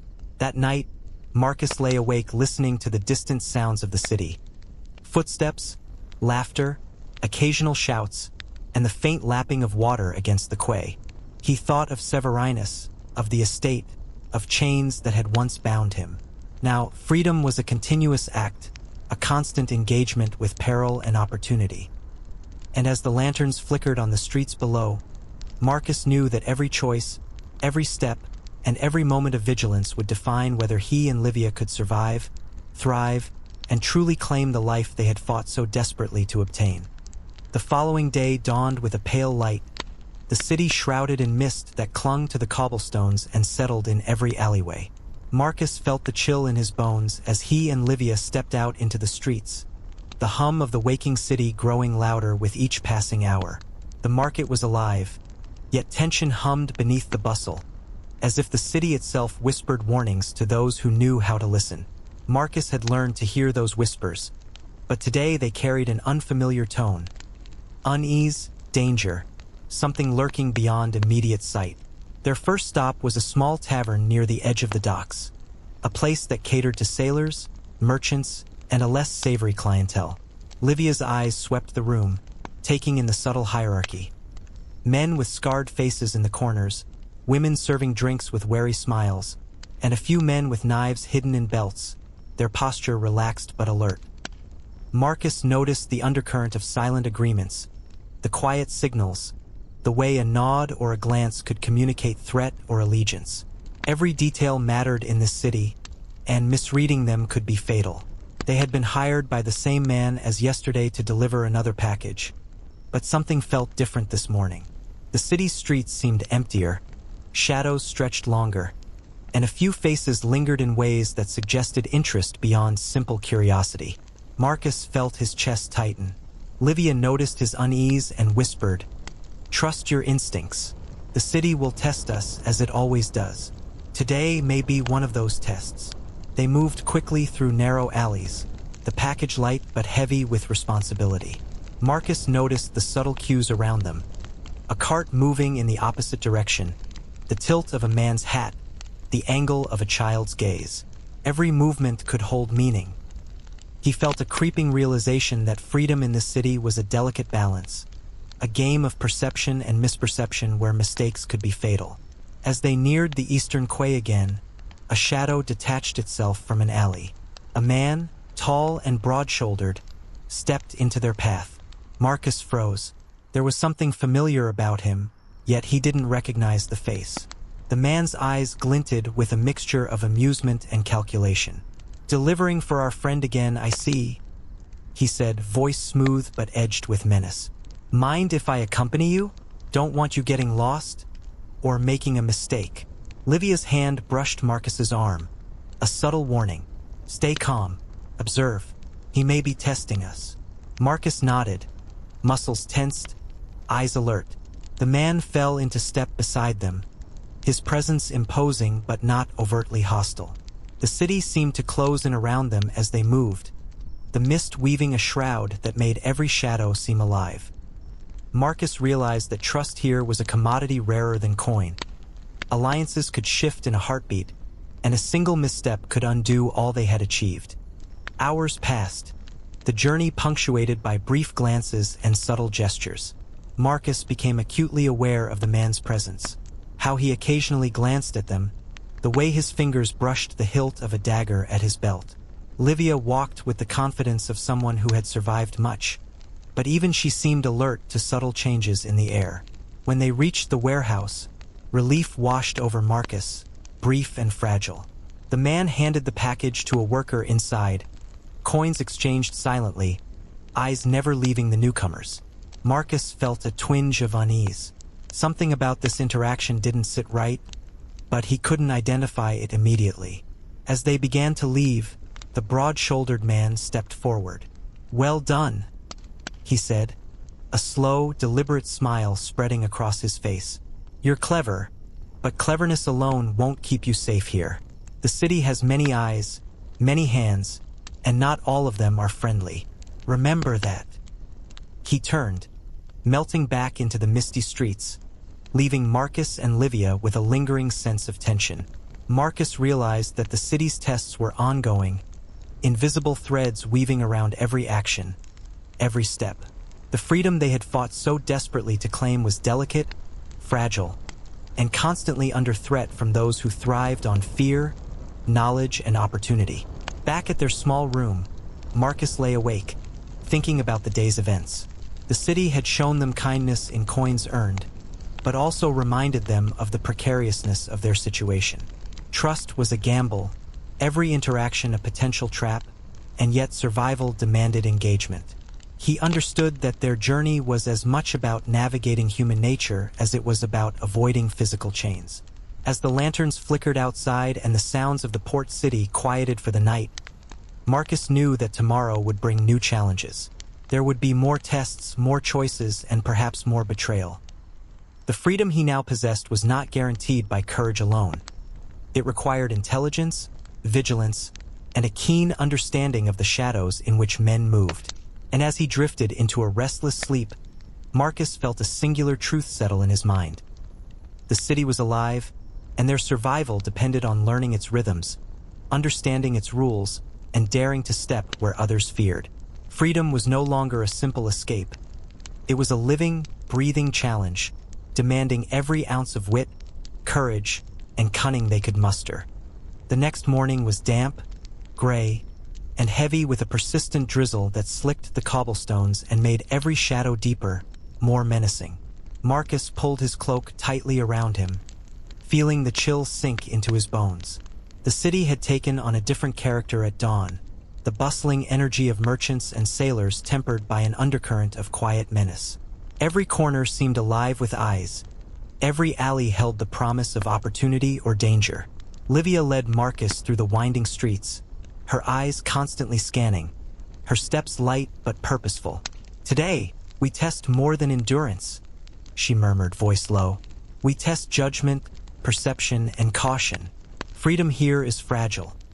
It is a treasure that disappears if we misstep even once." Marcus nodded, feeling the weight of her words. The city had already taught him lessons he would never have learned at the estate. That human cunning could rival any chains, that danger often came disguised in mundane gestures, and that vigilance was survival. Today, he realized, would be a trial unlike any before. As they passed a narrow alley near the docks, Marcus noticed figures slipping from shadow to shadow. 3 men, tall, broad-shouldered, with knives gleaming faintly under the dim light. Their eyes swept the streets, and when they spotted Marcus and Livia, their attention sharpened. The city seemed to shrink around them, the alley walls closing in. One of the men stepped forward, voice rough. "Well, what do we have here?" New faces wandering without purpose. His tone was casual, but his stance radiated threat. Marcus's heart raced. These were no ordinary dockworkers or merchants. They were predators who thrived on intimidation. He recognized the subtle dominance in their gestures, the quiet calculation in their eyes. Livia moved subtly, positioning herself slightly ahead of Marcus. "We mean no trouble," she said, voice steady, though tension tightened her jaw. "We're just passing through." The tallest man laughed, a low, chilling sound. "Passing through, eh? In this part of the city, nothing passes through without attention. Maybe you're clever, maybe you're lucky, or maybe you'll be lessons for others." Marcus's pulse quickened. He realized the danger was immediate. One wrong glance, one misstep, and violence could erupt. The city had taught him to read subtle cues, and he now relied on every lesson, every observation. He noticed the wiry man's fingers twitching near the hilt of a dagger, the third man's eyes scanning exits, calculating potential escape routes. Livia's hand brushed his arm, a signal to stay calm. "Observe," she whispered. "We may need more than words." The leader of the group stepped closer, shadow stretching across Marcus and Livia. "You deliver packages for someone, don't you?" His tone was accusatory, probing. "Perhaps you think you're clever, sneaking through alleys, carrying things that belong to men wiser than you. Perhaps you'll teach us a lesson today." Marcus realized that confrontation here was unavoidable. The city's freedom was not simply movement without chains. It was constant negotiation with those who wielded fear as currency. Every gesture, every word, and every glance could be decisive. He remembered Livia's lessons. Trust instincts, read the shadows, and anticipate human nature. "I don't want trouble," Marcus said cautiously, voice firm but measured. "We're only delivering a package. Nothing more." The wiry man stepped forward, eyes narrowing. Packages, deliveries, clever excuses. But perhaps cleverness alone won't save you. He gestured, and 2 of his companions flanked Marcus and Livia. The alley felt narrower, walls pressing close. Marcus understood that the moment required both wit and courage. Livia spoke quickly, her voice calm but authoritative. "We can avoid conflict. Let us pass and there will be no trouble. The city thrives on order, and none of us benefit from blood spilled unnecessarily." The tallest man's lips curled into a thin smile. "Order, eh?" The city thrives on fear as much as on coin. Let's see how clever you really are. Marcus felt his muscles tense, ready for flight or action. But he also understood that survival required more than brute strength.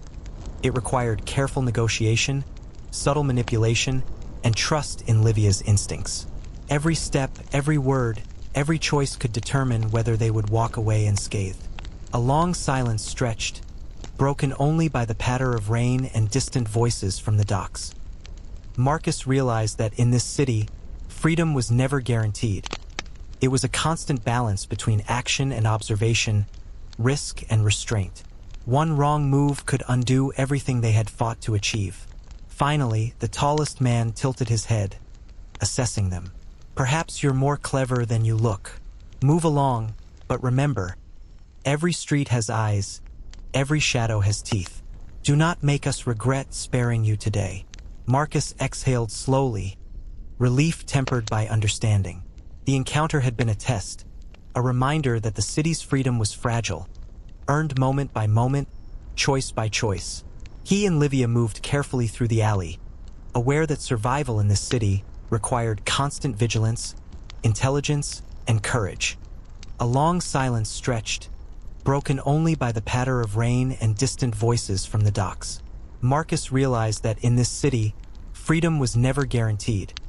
It was a constant balance between action and observation, risk and restraint.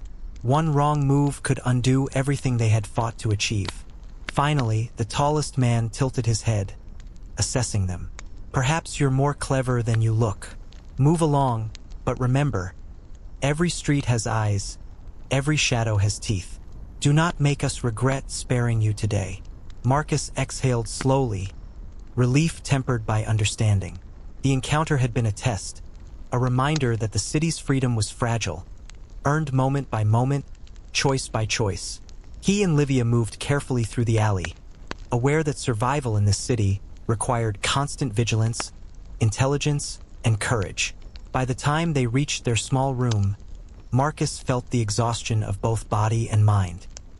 The encounter had tested their judgment, forced them to navigate threat without violence, and underscored the precariousness of their new life. He lay awake, listening to the distant clatter of carts, the occasional bark of a dog, and the soft murmur of voices through shuttered windows. Freedom was no longer just the absence of chains. It was an ongoing engagement with danger, human nature, and the hidden rules of a city that demanded constant adaptation. Marcus understood that the path ahead would require more than courage. It demanded wit, subtlety, and the unyielding will to survive. As the night deepened, he realized that every day in this city was a lesson, every encounter a test, and every choice a step in the delicate dance of freedom. And though the shadows whispered threats, Marcus also felt the fragile thrill of agency, the knowledge that, for the first time, his destiny was his own to shape. The city awoke under a dull sky, the streets slick with the remnants of overnight rain, and the air thick with the smells of fish, smoke, and damp stone. Marcus felt the weight of exhaustion in his limbs, but there was no time to linger. Livia had already risen, her movements precise and purposeful, and she wasted no words. "Today," she murmured, "we venture further. The city has eyes everywhere, and the choices we make now will shape what freedom truly means." Marcus nodded, adjusting his cloak. Each morning, he felt the city's pulse more keenly, the subtle interplay of shadows and light, the quiet movements of men and women who thrived in its hidden corners. He had learned that freedom was not simply absence of chains, but a constant negotiation with danger, perception, and opportunity. Today, he suspected, would test those lessons in ways he could not yet anticipate. Their first task of the day was to deliver a message to a small, seemingly innocuous shop tucked deep in an alley near the docks. Livia had received directions from their employer, and though the route seemed straightforward, Marcus knew better. In this city, no path was free from potential threat. As they moved through the twisting streets, he noticed shadows shifting, eyes watching, and gestures exchanged among passers-by that spoke volumes in silence. Suddenly, a hand clamped onto his shoulder, spinning him around. A man, large and grim-faced, blocked his path, while another stepped in front of Livia. Both wore the unmistakable signs of the city's underworld: scarred faces, daggers at their belts, and eyes that gleamed with practiced menace. Marcus felt the familiar rush of fear, his pulse accelerating as he instinctively assessed escape routes and potential allies. "You're far from home, aren't you?" the taller man growled, voice low and dangerous. "Delivering packages for men who think they own your fate."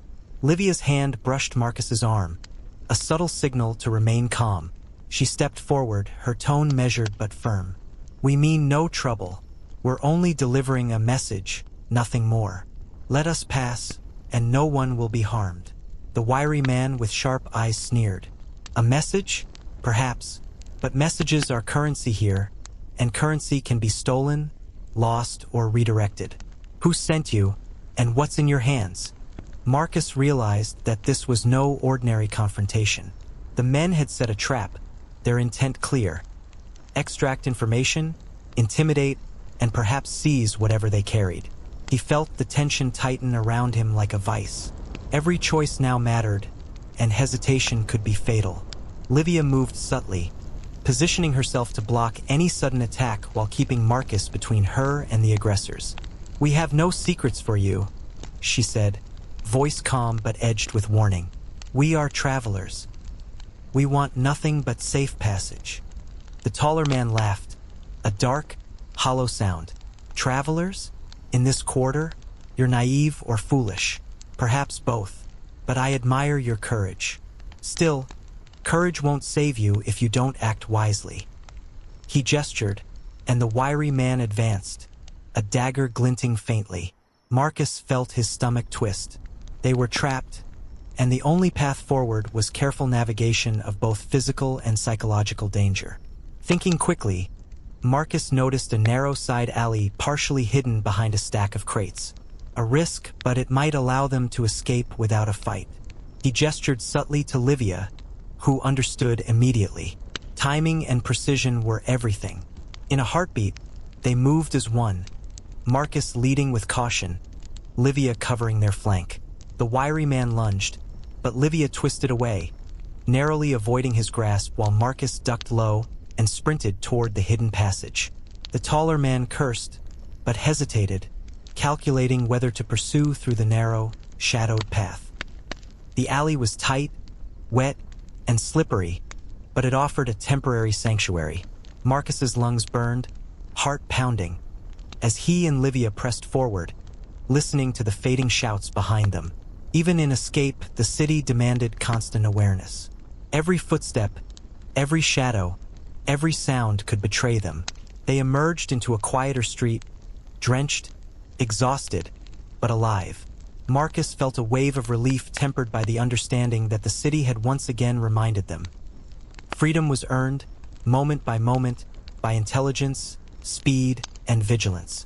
Every encounter, every shadowed figure, every hidden eye was part of a living web of danger and opportunity. That night, in their modest room, Marcus lay awake, replaying the day's events.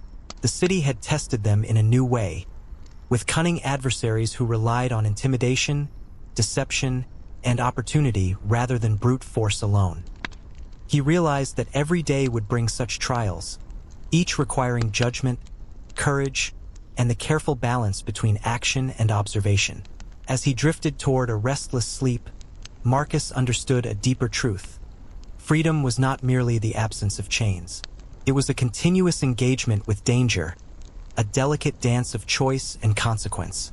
And as the lanterns flickered outside and the sounds of the city softened into the night, he knew that tomorrow would demand even more. Every shadow, every alley, every glance could shape the trajectory of their fragile existence. Marcus's journey had become a relentless test of wit, courage, and perception. An endless challenge in a city that never slept, never forgave, and never ceased to observe. And yet, amidst the fear and tension, a spark of exhilaration burned within him. For the first time, he realized that his life, once dictated by chains, was now his to navigate, moment by moment, choice by choice. The morning air was damp and carried the faint tang of smoke and salt from the nearby docks. Marcus stretched, muscles still sore from yesterday's narrow escape, and glanced at Livia, who was already preparing for the day's journey. "We need to move carefully," she murmured, voice low. "The city has teeth, and we've only seen the smallest bites."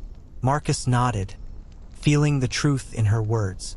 Every day, every street, every shadow reminded him that freedom was fragile, precarious, and earned through constant vigilance. The city's rhythm was subtle, almost imperceptible, a constant exchange of signals, gestures, and silent warnings.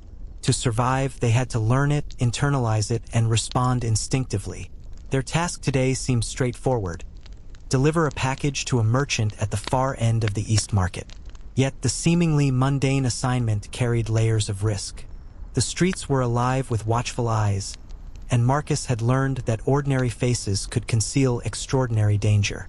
As they moved through the winding alleys, he noticed children darting between stalls, merchants whispering to one another, and shadows that seemed to shift in response to their presence. As they approached the market, a sudden commotion caught their attention. A small crowd had gathered around a street performer, but Marcus's instincts told him the noise was a distraction. He saw figures slipping through the crowd, moving with precision, eyes scanning for targets. His pulse quickened. Livia noticed it too and whispered, "Watch the edges. Someone's testing the flow, creating openings." Before Marcus could respond, a man detached himself from the crowd, tall, with a long coat and a wide-brimmed hat that shadowed his face. He stepped close, voice low and smooth. "You two are far from ordinary travelers," he said. "I've been observing you. Clever, cautious, surviving where many would falter. You have potential." Marcus stiffened, wary. Every word, every gesture carried hidden intent. "Who are you?" he asked cautiously. The man smiled faintly. "A friend, if you wish it. I navigate the city's currents, observe its undercurrents, and sometimes lend a hand to those who show promise. I can offer guidance, protection, but it comes with cost." Livia's eyes narrowed. "Cost in what sense?" "Not necessarily coin," the man replied, eyes glinting. "Information, allegiance, choices. The city has no loyalty except to those who understand its rules. I can show you how to survive, how to move unseen, how to avoid traps. But you must be willing to learn, to adapt, and occasionally, to bend rules others hold sacred." Marcus felt a shiver of both excitement and apprehension. This city offered danger and freedom in equal measure, but the man's presence introduced a new layer of complexity. Trust, he realized, was rare and alliances were fragile. Yet the alternative, navigating alone, carried even greater risk. "What do you want from us?" Marcus asked, voice measured but curious. The man's smile widened slightly. "Only that you listen, observe, and choose carefully. I can provide opportunities, warnings, and knowledge. In return, I expect discretion and willingness to act when necessary. Nothing more, for now." Livia glanced at Marcus, weighing the risk. "We need allies," she said quietly. "If he's genuine, he could tip the balance in our favor. But we proceed cautiously." The man extended a hand, palm up, and in it rested a small, folded note. "Study this," he said. "It will guide your first task with me. Deliver it to the address listed, but beware. Paths are not always what they seem, and enemies often wear familiar faces." Marcus took the note carefully, sensing the gravity of the moment. The city had offered them a foothold, a lifeline in the form of an ally, but every opportunity carried unseen consequences. He and Livia exchanged a glance, understanding the implicit trust and risk intertwined in this gesture. As they moved through the streets toward the destination, Marcus felt the city shift around them. Shadows lengthened, whispers seemed to echo from unseen corners, and every passerby could be observer, predator, or ally. The note was small, innocuous, but its significance weighed heavily. They were stepping deeper into the city's web, navigating new alliances while remaining vigilant against betrayal. The streets twisted unpredictably, alleys opening and closing like living veins, carrying the pulse of commerce, secrets, and hidden danger.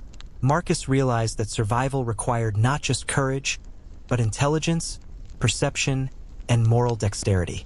Every choice could ripple outward, shaping outcomes in ways neither he nor Livia could fully predict. By the time they reached the destination, a modest building tucked between two warehouses, Marcus felt the weight of experience pressing upon him. The man who had guided them would not intervene unless necessary. The city's rules demanded independence, cunning, and awareness. Inside, a merchant received the note with barely a glance, signaling the end of their immediate task. Yet Marcus knew this was only the beginning. Returning to the quiet of their room, Marcus reflected on the day's events. The city had offered an ally, a lifeline, but with it came new responsibilities, risks, and ethical choices.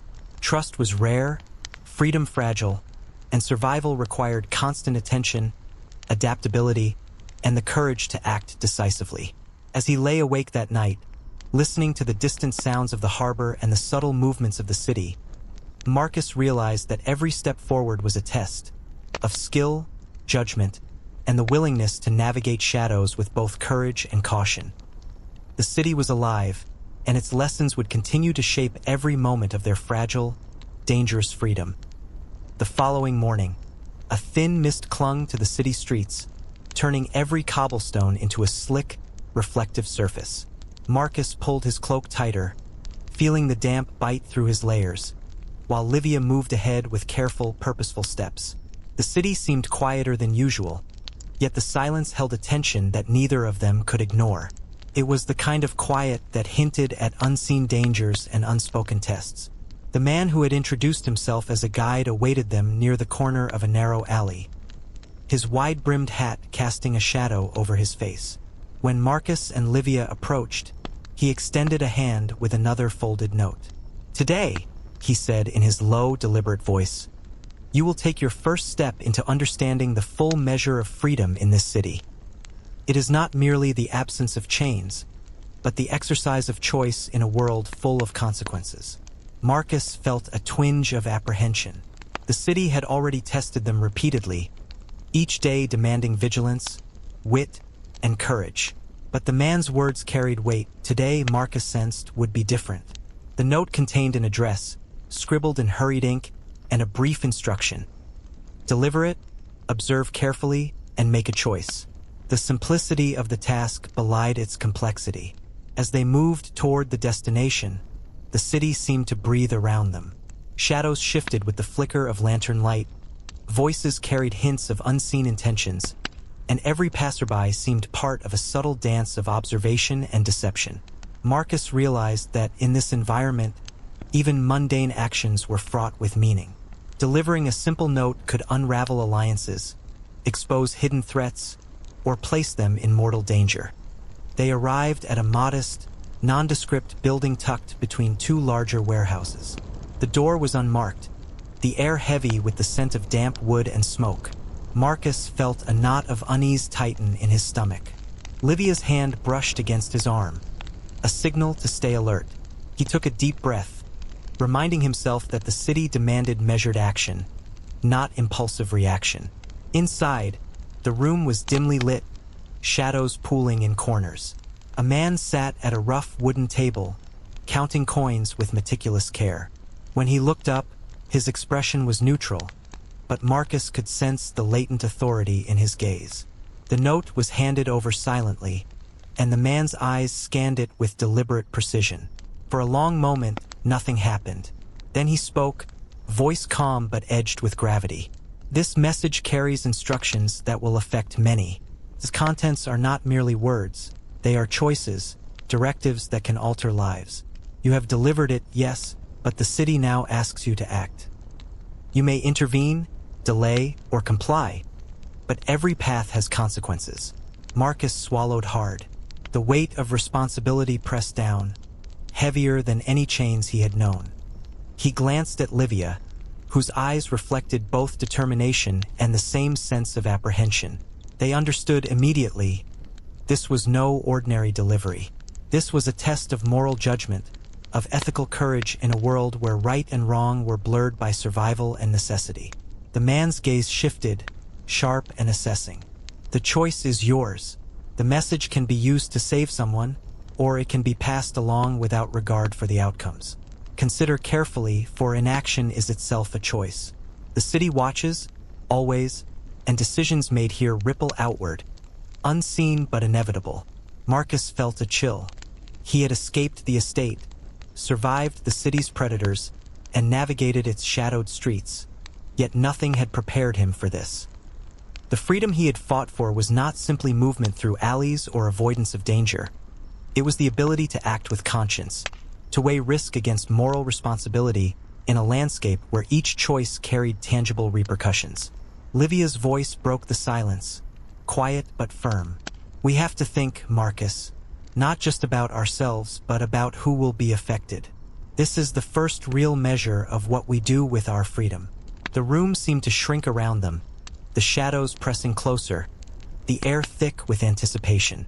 Marcus realized that the city was teaching them a profound lesson. Freedom was not simply survival. It was engagement with consequence, the constant negotiation between action, morality, and the reality of human nature. They spent minutes deliberating, weighing outcomes, considering the unseen threads that connected lives in this web of urban existence. Every instinct, every lesson from previous encounters, guided them. The city demanded not only courage but judgment, subtlety, and an understanding of human nature as nuanced as the streets themselves.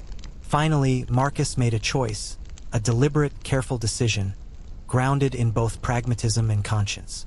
The note was handed over with precision, accompanied by instructions that would minimize harm while honoring their own ethical compass. The man at the table studied them for a long moment, then nodded once, sharply. "You understand now," he said, voice softer but no less serious, "that freedom is measured not in absence of restraint, but in the courage to act wisely within it.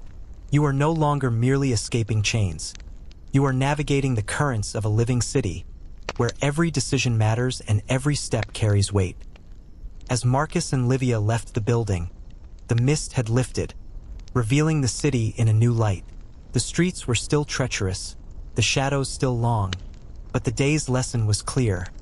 Survival alone was insufficient.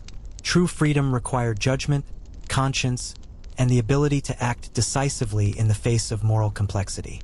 That night, as Marcus lay awake, he reflected on the day. He understood that their journey had moved beyond mere survival into the realm of moral responsibility. The city was alive, watching, testing, and shaping them, and he realized that every choice, every observation, and every action would define not only their fate but the fates of those caught in the currents of the city's hidden life. The following dawn broke pale and muted, with a mist that clung to the city's streets, transforming familiar alleys into corridors of uncertainty. Marcus rose cautiously, muscles still tight from the mental strain of yesterday's moral test. Livia was already awake, moving with quiet efficiency, her eyes scanning the room and the streets beyond the window as if she could anticipate danger before it arrived. "This city," she murmured, voice low, "never sleeps, and neither should our awareness. Every choice we make echoes beyond what we can see." Marcus nodded, understanding more deeply than ever the truth in her words. Each encounter, each test, each decision had begun to weave them into the living fabric of the city. The man who had become their guide had introduced them to opportunities, to moral challenges, and now Marcus realized they were being drawn into currents of influence and rivalry that ran beneath the visible life of the streets. Their first destination that morning was the East Market again, but the streets felt different. There was a subtle tension in the air, a sense of observation not only from the shadows but also from those who walked openly, scanning the crowd with practiced precision. Marcus's instincts prickled. They were being watched, not by ordinary city dwellers, but by men who understood power, fear, and manipulation. As they passed a narrow side street, Marcus noticed movement at the corner of his vision. A figure slipping between shadows, lingering with a patience that spoke of predation rather than coincidence. The man stepped forward as they neared, broad-shouldered, scarred, and unmistakably part of the city's underworld. Marcus felt his chest tighten, recognizing in the man's eyes both calculation and familiarity. Marcus, Livia, the man said, voice smooth yet edged with menace. Interesting, isn't it, how freedom attracts attention? Some are curious, some are envious, and some wish to claim what you hold as their own. Marcus realized immediately that this was no random encounter. The man was part of a rival faction, a network operating in the city's shadows, seeking to assert control and test newcomers. Their survival now depended on not only their wit and speed, but also their ability to assess alliances and betrayals, trust and duplicity. Livia stepped closer to Marcus, voice steady. We seek no conflict. We only move as necessary to survive. The city demands balance, not needless violence. The man laughed softly, a sound that carried both amusement and warning. Balance, yes, but the city has its rules, and those who ignore them are taught lessons, sometimes harshly. You have been observed.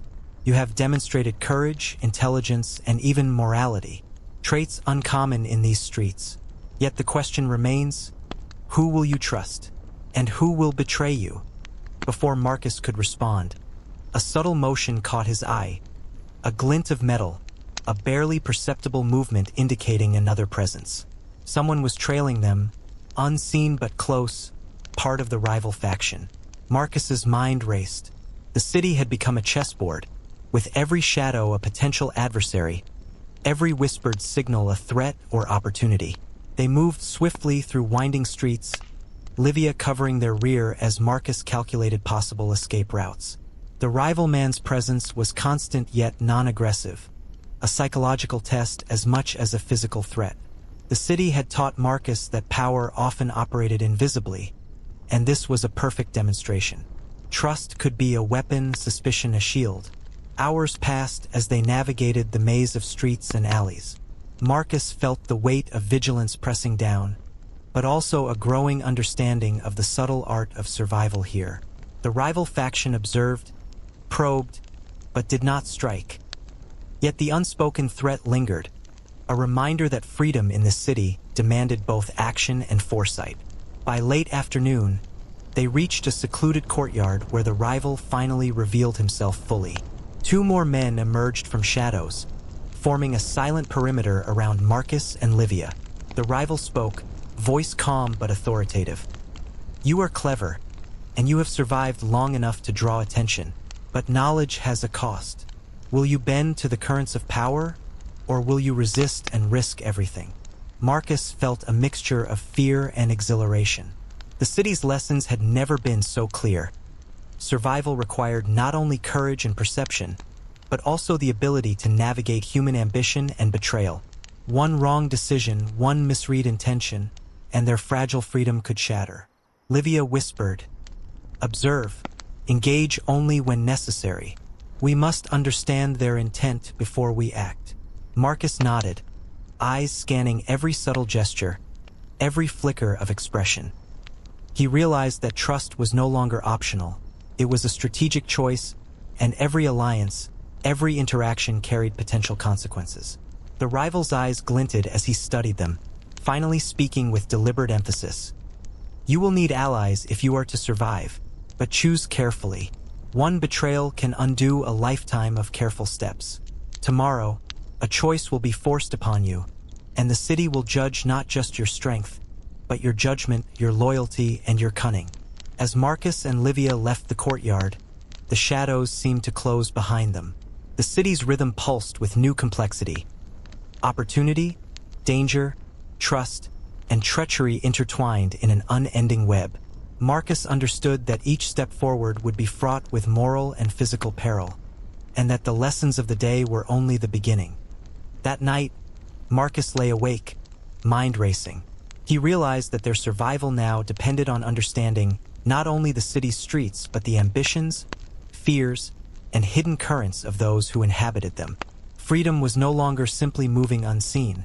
It was navigating a living, breathing ecosystem of power, deception, and subtle influence. And as the lanterns flickered outside, casting long shadows on the walls, Marcus knew that tomorrow would demand decisions that tested not only their courage, but their morality, perception, and the very essence of what it meant to be free in this dangerous, unforgiving city. Dawn arrived sluggishly, pale and gray, with a mist that softened the edges of the city yet did little to conceal its dangers. Marcus rose cautiously, muscles taut from yesterday's encounters, and watched Livia prepare silently. The streets beyond their window seemed alive with subtle movement, figures darting between shadows, the occasional glint of metal catching the early light, whispers barely audible above the city's muted morning chorus. Today, Marcus knew, would push them further. The rival faction had not made their intentions fully clear, but their presence was a constant reminder that survival here required more than vigilance. It demanded cunning, decisiveness, and the ability to act under pressure. Livia, sensing his tension, placed a hand on his arm. "We've learned much already. Today is not just about survival.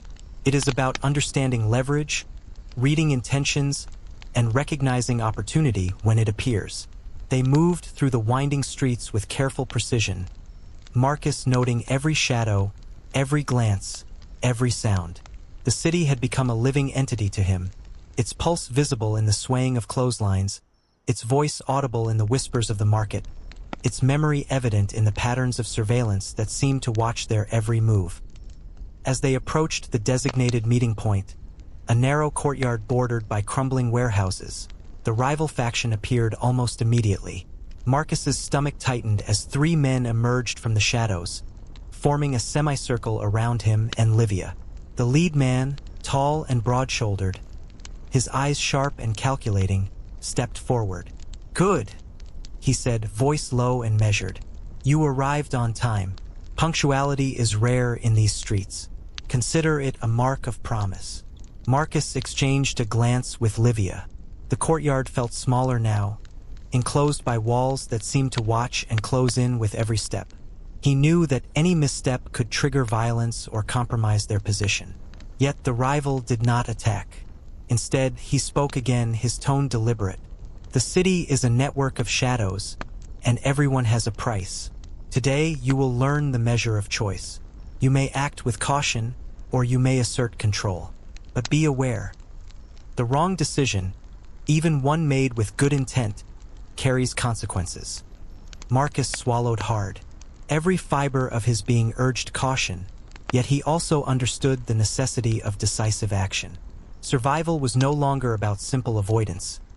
It was about negotiation, strategy, and moral courage.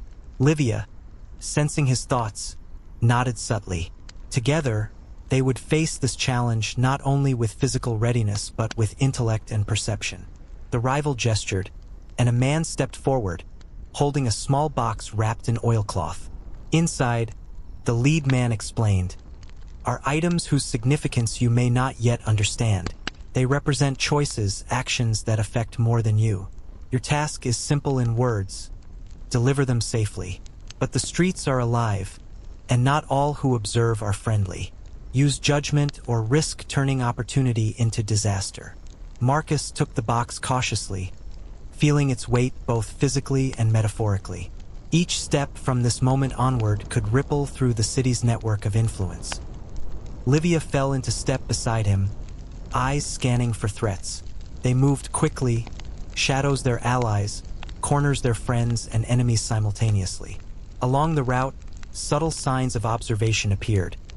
A figure disappearing into a doorway, a shadow lingering longer than it should, a merchant's gaze shifting with calculated interest. Marcus realized the rival faction's test was not merely in the task itself, but in the constant navigation of perception, inference, and moral decision-making. They were learning to read intention where none was openly declared. Halfway to the destination, a sudden obstruction appeared. A group of men blocking the street, weapons casually displayed but their intent clear. Marcus froze for a fraction of a second, then acted instinctively, recalling every lesson the city had imparted.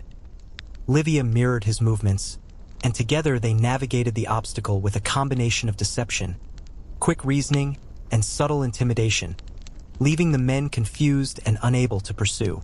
By the time they reached the small, secluded building where the delivery was to be made, Marcus felt both relief and exhilaration.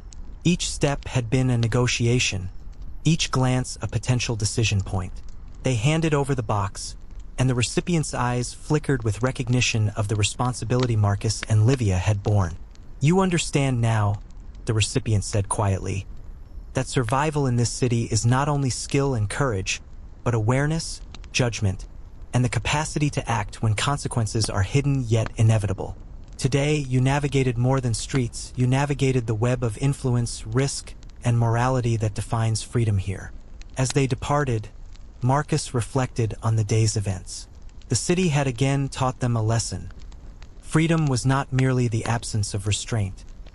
It was the ability to engage with complexity, to balance morality with survival, and to act decisively in a world where every choice mattered.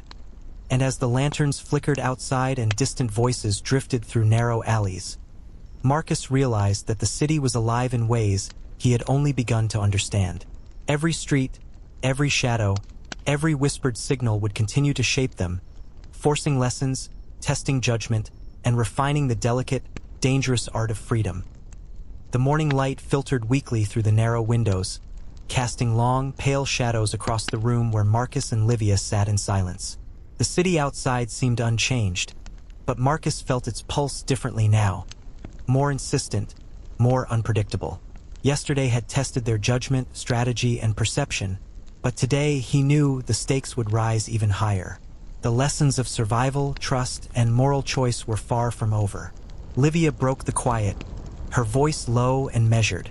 "We cannot assume safety. The rival faction may test us again, but not always directly. Sometimes their most dangerous weapon is deception, not steel." Marcus nodded, recalling the subtle cues from their previous encounters, the half-glances, the lingering shadows, the occasional whispers that suggested observation without confrontation.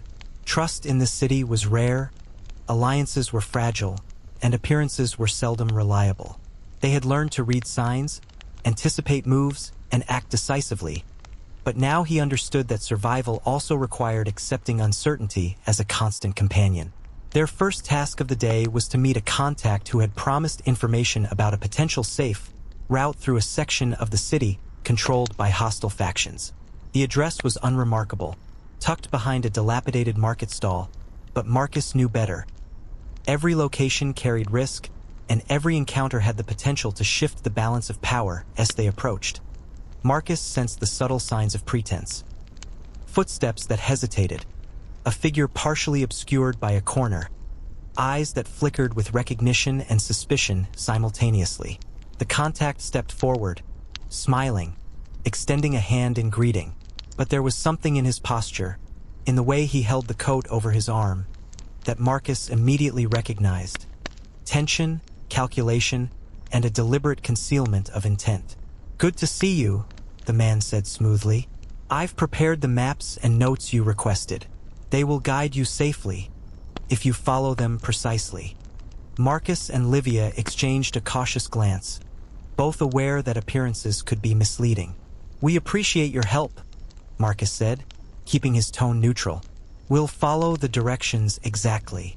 The man's smile widened, but his eyes remained sharp, calculating. "Excellent. Just remember, in this city, guidance is only useful if you can discern the truth from the lie. Not all paths are as they seem, and some routes are traps designed to teach lessons to the unwary." Marcus took the papers, carefully noting every detail while remaining alert to potential signs of deception. As they turned to leave, the man's tone shifted slightly, almost imperceptibly. "Be mindful of whom you trust.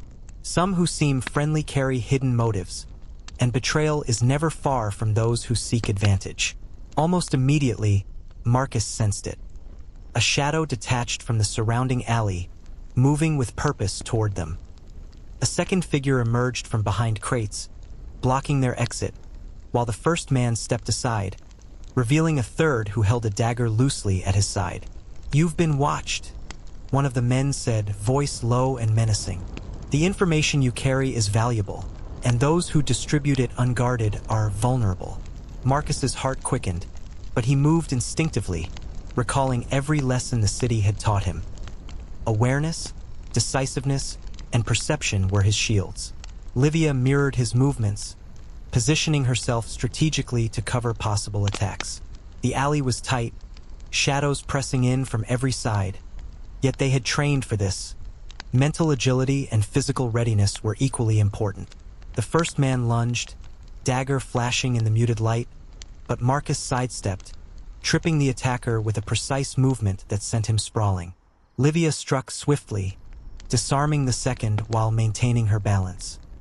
The third hesitated, uncertainty flickering across his face as Marcus held him at bay with a pointed object found nearby, a piece of broken wood. In the chaos, Marcus realized the truth. The man who had delivered the maps had betrayed them. The guidance was real, yes, but it had been a lure, a carefully orchestrated trap to gauge their reactions and test their capability under pressure. Trust, in this city, was always conditional, always negotiable, and often weaponized.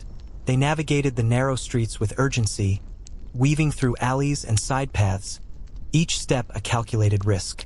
The city had become a labyrinth of danger and opportunity, each corner a potential ally or adversary. Marcus felt adrenaline and awareness merge. His mind racing, body reacting, instincts sharpened to a level of clarity he had never known.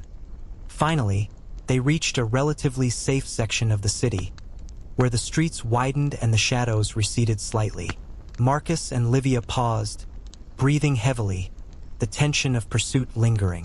They had survived the betrayal, learned to trust their judgment over appearances, and understood more deeply the precarious nature of alliances in this living, breathing, treacherous city.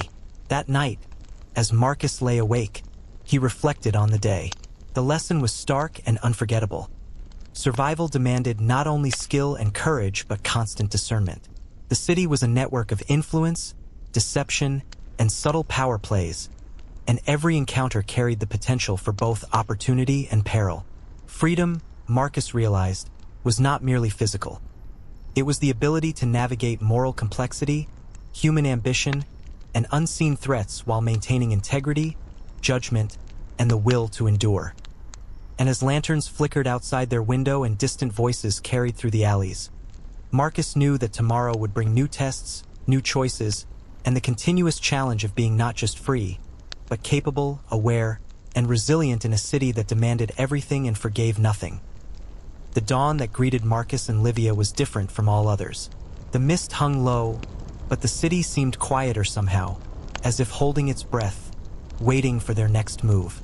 They had survived deception, betrayal, moral dilemmas, and the unrelenting tests of survival in a city that never forgave mistakes. Now, they faced the culmination of everything they had learned.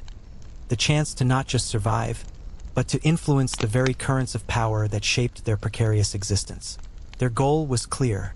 The rival factions, the unseen observers, the manipulative intermediaries, they were all threads in a web that could be navigated, leveraged, and sometimes severed. Marcus understood that they could no longer move purely as shadows. They had to assert presence, demonstrate cleverness, and consolidate alliances without revealing weakness. The city, with all its danger and complexity, demanded mastery now, not mere survival. Their first step was to meet a figure they had observed from afar, a neutral party with connections to multiple factions, a woman named Selina, who was rumored to wield influence quietly but decisively. The alleyways they traversed were tense, the city alive with whispers and subtle movement. Every step carried potential observation, every corner could harbor eyes that judged, assessed, or threatened. When they reached Selina's quarters, the room was modest yet carefully arranged, suggesting precision and order beneath an unassuming exterior. She rose to greet them, her gaze sharp, measuring, but not hostile. "I've watched you," she said simply, voice smooth, deliberate. "Not all survive the lessons of this city, and fewer still emerge with understanding. You've demonstrated skill, perception, and the ability to make choices where others stumble. That is why I agreed to see you." Marcus and Livia exchanged a glance, aware that this meeting represented an opportunity that could shift their trajectory.